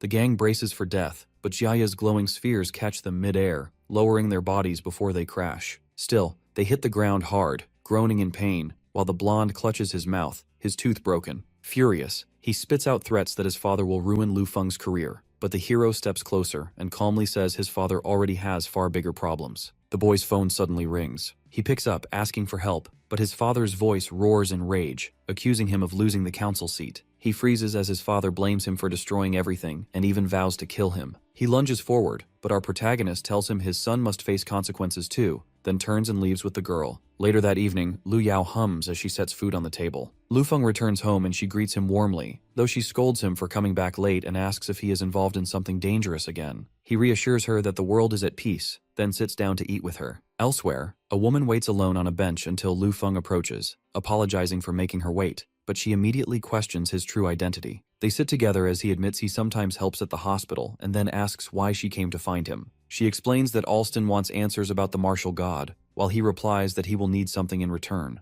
When she refuses, he stands up and ends the talk, but she calls after him, offering power within Ark if he hands over the crown and promising him status above millions. Lu Feng acknowledges that her offer shows sincerity, but calmly denies it, saying he never obtained the crown she means. Turning away, he adds that he wasn't even present when Ark fell and mentions another surgery he must perform. She insists the crown must belong to Alston, but he stops and remarks that although Alston looks flawless, he sacrifices anything for his so-called justice, and now our boy himself has become his target. He finally asks if Karen truly supports Alston's vision, and she declares that Alston will save the world, promising that he will soon summon Lu Feng to Ark personally as a guest. Lu Feng smiles faintly, amused she came in person, and he warns her, reminding her of their past fight in the Obsidian Ruins, while telling her that Alston will discard her just as before. Karen frowns in confusion, noting his growth but insisting he is still only level 50. Her thoughts then shift to Alston, the only irregular to ever reach the maximum level, standing alone like a god. A portal swirls open and our boy steps through with his companions as Anya vows to see things through to the end, which makes him glance at her and question her sudden resolve. She explains that she is a businesswoman, and her investment cannot be lost halfway, so together they move ahead toward the gate. The world greets them with neon towers and flashing lights, a futuristic city in chaos with explosions, gangs, and sirens. Gunfire and flames scatter civilians while enemies shout for death, and a car speeds past as traffickers shove girls out of a vehicle, threatening them with knives. A sudden green radiance bursts out, forcing the criminals to turn as Yaya steps forward, her energy flaring as she declares hatred for those who prey on girls. With a glare, her power erupts into a fiery blast that scatters the gang. The group moves cautiously through the streets. Shijun remarks that he just saw an Awakener squad wiped out, and Anya asks what they should do. Our protagonist explains that the Sleepless Land is a survival-type world that demands endurance while Xiaya frees the captives. They consider joining with other Awakeners to resist the thugs, but he clarifies that the city hides deeper dangers, for this futuristic surface is only part of it, and beneath lies the underworld, an even harsher mechanical base. He explains how much greater its danger is, and Xiaya insists they will prevail with Lu Feng leading them. The city erupts with alarms as their mission begins and the portal seals itself. A voice announces the rules. 30 days of survival, only one Awakener team will be rewarded, and there is no boss to end the world. As a result, panic spreads as gangs flood the streets, already hunting for prey. Gunfire rips through alleys as men question the missing boss, and then a figure in golden armor appears with a girl at his side, declaring that the mission is simple now. They only need to kill every Awakener. Elsewhere, Shujun says alliances are impossible, and survival will force Awakeners to hunt one another. Ling Yu calls it inevitable, while their leader reflects that these rules do not match the worlds he has seen before. He states firmly that he refuses to take part in such hunts, even after 3,000 years of these games, and when his companions ask what they should do next, he suggests abandoning the usual approach and creating a new way forward. Anya asks if he plans to break the rules, but he clarifies that the rules themselves cannot be broken, only the method of playing within them can change. An explosion lights up the streets as a system notice announces the death of another team and their elimination from the game. The sky fills with drones that scan and fire relentlessly. The counter updates to 49 teams remaining, and panic spreads as some realize a powerful Awakener is hunting the others. Consequently, they decide to retreat and search for safety. A surge of blue light cuts across the city as a girl floats above, claiming mercy as she numbs her foes before they die. On the ground, Awakeners beg for their lives, but the Golden Warrior shows no hesitation, crushing them as he dismisses the weak and turns his attention toward Lu Feng. His partner warns him that Alston is interested in our protagonist, yet he smirks, saying he prefers the risk. Together, they scheme to kill him and seize the Bloody Queen's crown, boasting that with their level 100 strength, the task will be effortless. She agrees, but reminds him that the crown is currently under protection, and he cannot point out Breaking Dawn immediately. He acknowledges the protection phase but says it only delays the hunt, since with 30 days ahead, they can afford to toy with their prey. However, she cuts him off sharply, reminding him there are only 6 hours left. In the dim auction hall, a girl is displayed inside a cage while bidders shout over her price. The host quickly raises the stakes until 30,000 sleepless coins seal the deal. She resists, but the buyer claims her as his, and laughter follows as he boasts of using her for his own pleasure. Suddenly, Ling Yu crashes in, ignoring warnings to leave, and the men call her an intruder worth capturing. She strikes first, wielding improvised weapons with precision, bullets exploding as she hurls them like projectiles that blind and burn. Surrounded, she unleashes a sweeping attack that scatters the crowd, and when the last opponent collapses, she declares her mission complete. The girl clutches her chest, breathing hard as she stares at the corpses sprawled across the floor, but suddenly one body twitches, its eyes glowing red before it jerks upright. The hulking thug's corpse surges forward, and she bolts toward the streets where more fallen brutes begin to reanimate in violent spasms. In fact, zombies flood the area, armored bodies staggering to their feet with jaws snapping while soldiers unleash frantic gunfire. Bitten men collapse and rise moments later, their eyes blazing red with infection. From hiding, the rescued girl gasps that the thugs have become zombies, and Lu Feng appears beside Ling Yu, calm under the chaos. He explains that the zombie god bullets are working before sprinting across rooftops into the next district overrun with undead. They spot the train that is no longer under control, and she jumps inside, killing all the zombies before leaping out again onto a bike. Our protagonist bursts through, telling her to hold tight, and together they dart alongside the train,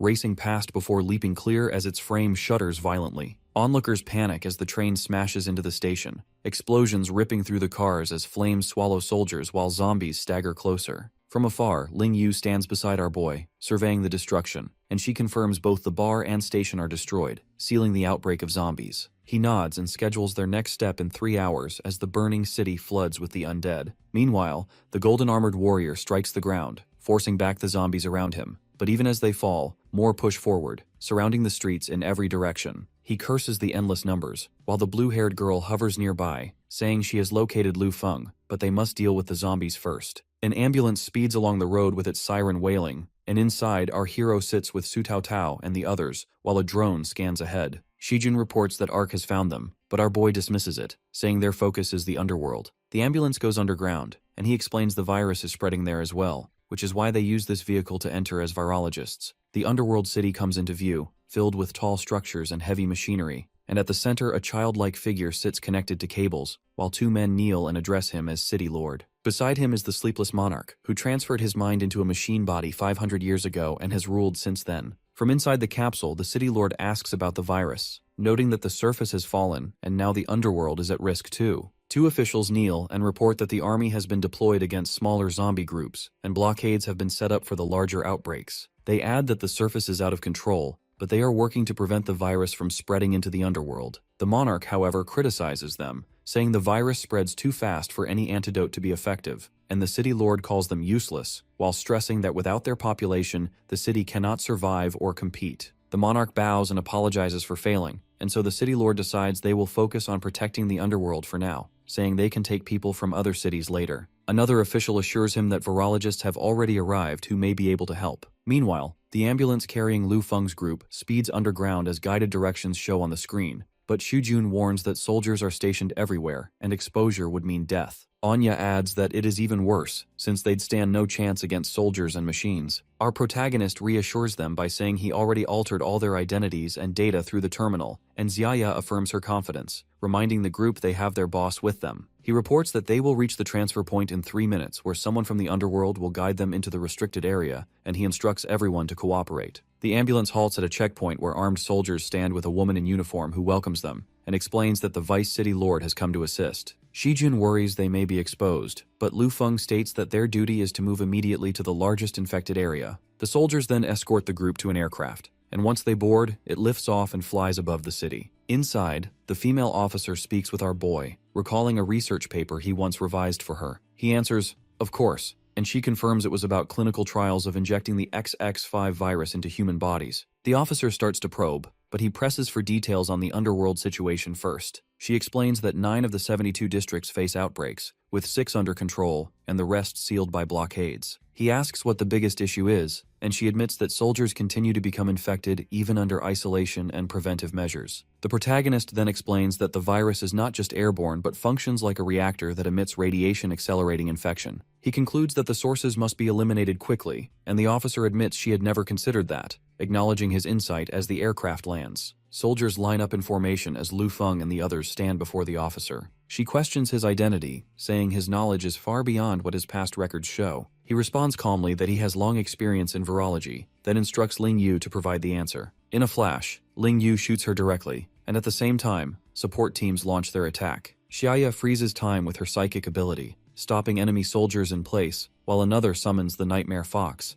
a dark beast that tears through the ranks. Alarms blare as automated systems echo warnings that trespassers have been detected. The Nightmare Fox continues its rampage as soldiers shout orders to capture the intruders, while drones flood the sky and form a tight perimeter around the battlefield. Xijun warns that they are completely surrounded, and another counts the overwhelming number of drones, unsure what to do. Lu Feng then calls forth the evil god statue and commands it to destroy the enemy forces. The golden-armored warrior responds with his power, unleashing gravity reversal that drags drones and soldiers upward as he charges forward. Inside the command center, Mr. House shouts in fury as explosions flash across the monitors, demanding to know how intruders managed to reach the underworld. His subordinates explain that they came from the surface while disguising themselves as virologists. He slams the desk as a girl reports that the tracking system shows the intruders heading toward the central laboratory. Consequently, Mr. House orders them stopped immediately before the situation escalates. Lu Feng's group arrives at a secured entrance, and the system grants them access as they push forward while enemies rush to intercept. The Nightmare Fox leaps ahead to clear the path. Soldiers engage in fierce combat as blockades collapse, and while watching the feed, Mr. House yells that the intruders must be eliminated at once. His men respond quickly, ready to carry out his command. Inside the central laboratory, our protagonist inspects vials containing V-virus stock taken from zombie corpses, confirming that it is enough to create a serum. He orders Ling Yu to activate the device as the systems power up and missile racks rise into position. Moments later, a massive launch begins, and red explosions spread across the city, contaminating the entire underworld. Outside, soldiers and civilians scream as the fallout strikes them, some collapsing while others turn into zombies instantly. Defenders cry out that the underworld will be destroyed if the outsiders succeed, and armed units rush forward, vowing to eliminate Lu Feng's group before it is too late. After the blood rain falls, the streets are left empty and stained. From above, Xijun wonders why the world has to be ruined to this extent, and our boy answers that it is the only way to obtain the energy core. The core glows within its chamber, and he explains that only by completely destroying the underworld can it be seized in advance. Anya warns that the ruler of the Sleepless Land will not let them go, but he says the place is easy to defend yet hard to invade, and only the city lord is a real threat. He adds that the Sleepless Monarch has lived for over 500 years and could kill a high-level awakener instantly, but the monarch cannot leave his residence for more than half an hour, or he will die. As long as they avoid his residence until the underworld is destroyed, they will be safe. On the surface, ice spreads through the city as the golden armored warrior asks if Lu Feng's location has been found. The answer comes that he is in the underworld, far from here. The golden armored warrior declares that no matter where our protagonist is or how long it takes, they must find and kill him.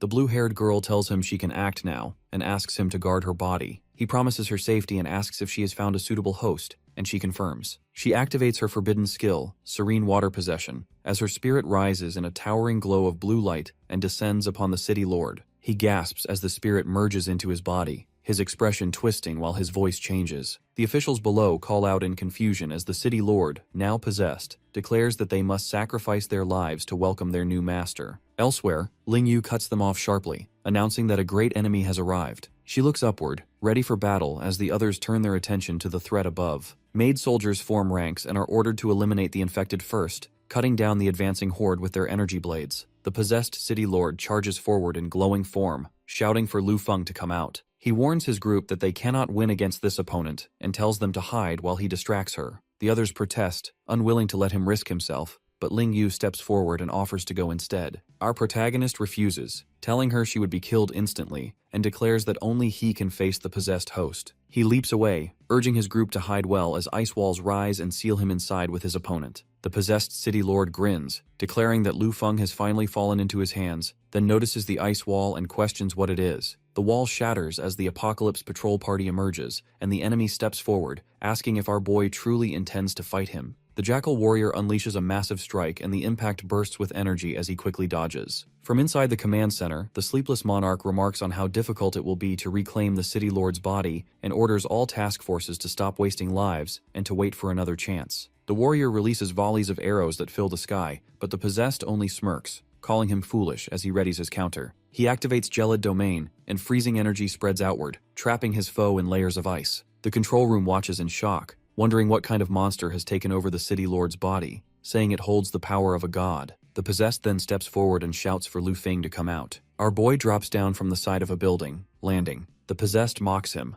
asking how long he plans to keep hiding, then releases another wave of energy that sweeps through the city. The monarch laments the destruction of the city they built, while the enemy declares that since Lu Feng will not come out on his own, he will force him to appear. He unleashes his energy, furious that the protagonist dares to resist Lord Alston, and gathers power as he activates Deadly Silver Storm. Waves of destructive force tear across the city as he roars for the hero to repent in hell and die. Shaya shouts for him to run as the storm crashes down, exploding against the ground, but our protagonist counters with his blade. The monarch sneers that it is futile while Lu Feng braces behind a protective barrier, clashing against the attack. His shield holds as the storm rages, and when the dust settles, he rises from the rubble, summoning a greater force. Energy builds around the possessed as he activates Forbidden Skill. Absolute Zero and a freezing storm expands outward, threatening to engulf everything. Inside the command center, the monarch says the entire city will be destroyed, but Lu Feng declares that the city has already fallen. Indeed, the energy core disengages from its chamber and rises into the air. Observers explain the core leaves once fatality passes 80% and half the city is gone. The possessed states that if the core is delivered to Lord Alston, their victory will be secured.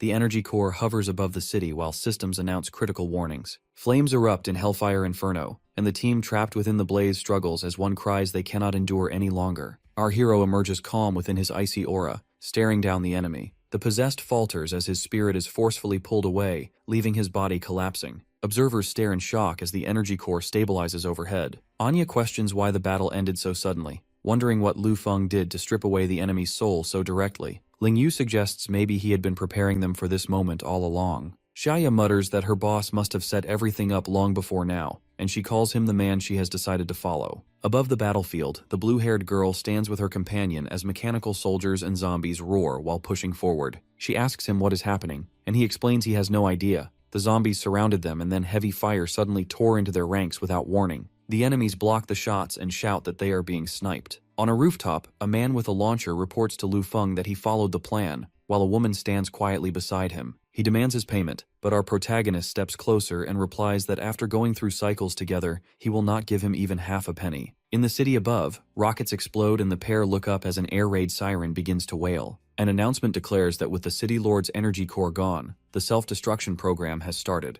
Inside a control room, people panic as the nuclear launch countdown appears. They shout that 80% of the world's population is already dead, and this will wipe out the rest. The monarch warns that without the energy core, there is no way to escape. The timer drops to 2 minutes and 40 seconds. The team races through the streets while Shujun panics that it has not even been 30 days. No warning appeared, and there is no way to escape a nuclear blast. Another voice cries out that civilization itself will be erased. Anya urges them to find a shelter first and mutters about the stalker, while Xiaya steadies herself and says she trusts our boy will come to save them. The timer drops to 2 minutes. High above the city, Lu Feng faces the massive energy sphere and commands Dreadnought to begin its upgrade. A bright beam shoots into the sky as the structure shifts and expands. Inside the sphere, mechanical layers split apart, energy flowing as the system reconfigures. The countdown ticks to 1 minute and 20 seconds. On the ground, Anya points ahead and orders everyone to get into cover. Buildings collapse as debris rains down. Shijun screams as the walls fall, but she grabs him just before the rubble crashes. People run for safety while Ling Yu points out a nearby entrance, insisting it is the only underground shelter left. The timer hits 1 minute. Dreadnought systems shift and Stage 3 unlocks, turning it into a spacecraft. Our protagonist steps out of the hatch and apologizes for making them wait. Anya spots him and calls him a liar, while Xiaya says she always knew he would come. He tells them to get on so he can take them away. Inside the craft, a hidden compartment opens as the nuclear countdown drops to 15 seconds. Elsewhere, a car speeds down a tunnel and a passenger yells for the driver to go faster before the bomb launches. The golden armored enemy mutters that the shadow world is locked and there is no way out. The timer ticks to 10 seconds. He curses and blames the two snipers, swearing he will never forgive them.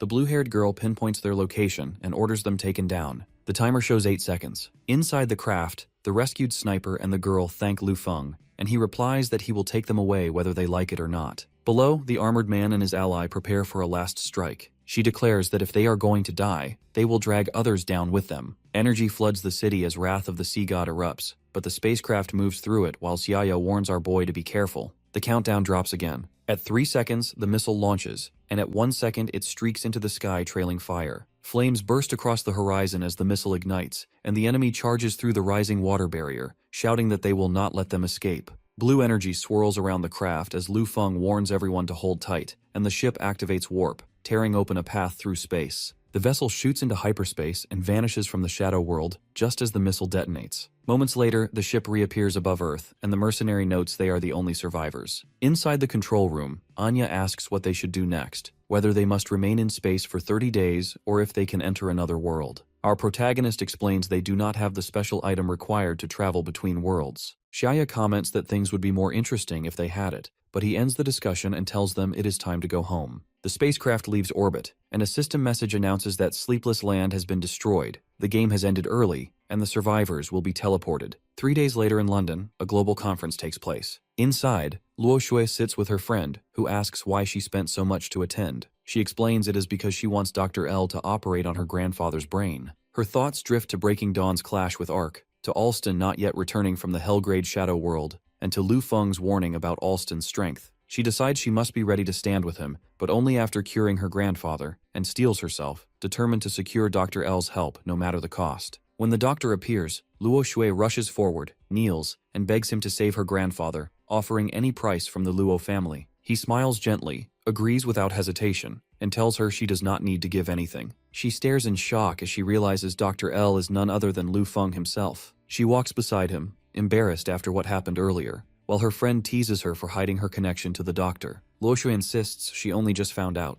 They leave together, and when asked where they are heading, she answers that they are going to her house. At the Luo family estate, a banquet is held where guests toast Sir Luo Xiao, the head of the family, while praising Luo Shui for her achievements. He responds, saying he can only drink water now. The elders compliment her, calling her the family's lucky star, and he admits his only concern is finding her a good husband. The hall turns as Luo Shui enters with our boy. She greets her grandfather and introduces him as the guildmaster she often spoke of, while guests whisper and ask who the young man with her is. Luo Xiao slams his cup down and glares at him, accusing him of misleading his granddaughter and demanding he name a price to release her from the guild. He goes further, declaring Luo Shui should not be bringing strangers home and ordering their relationship to end that very day. She protests, but he dismisses her words and insists only Dr. Ma is worthy. Dr. Ma stands proudly, introduced as a respected surgeon. Suddenly, however, another guest rushes to our protagonist, kneels, and thanks him for saving his family with surgery, calling him Dr. L. He tells the man to stand, explains he avoids direct contact after operations, and warns him not to push his luck. The man panics, apologizes, and flees. Dr. Ma freezes,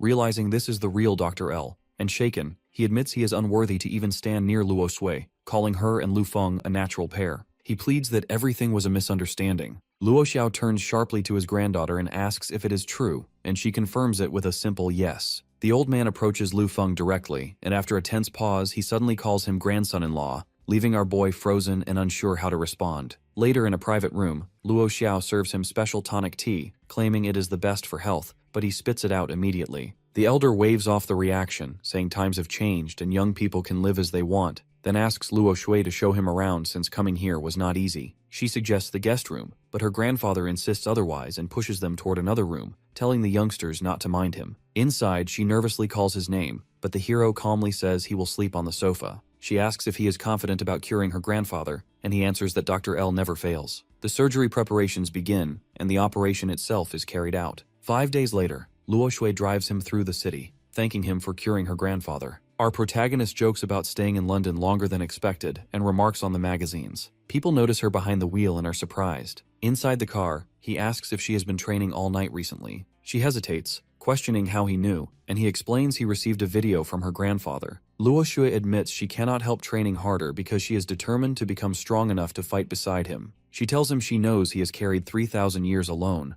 but she will do whatever it takes to catch up, declaring she wants to stand by his side. Lu Feng smiles slightly and calls her silly for saying that, reminding her she has always been with him. After a pause, Luo Shui asks if they ever dated during those 3,000 years. Surprised, he asks why she is suddenly bringing it up. She switches the car to autopilot, leans over, and kisses him. Later, Luo Shui watches silently from the ground as she thinks of our protagonist, convinced victory will one day be his, and until that day she promises she will never stop chasing after him.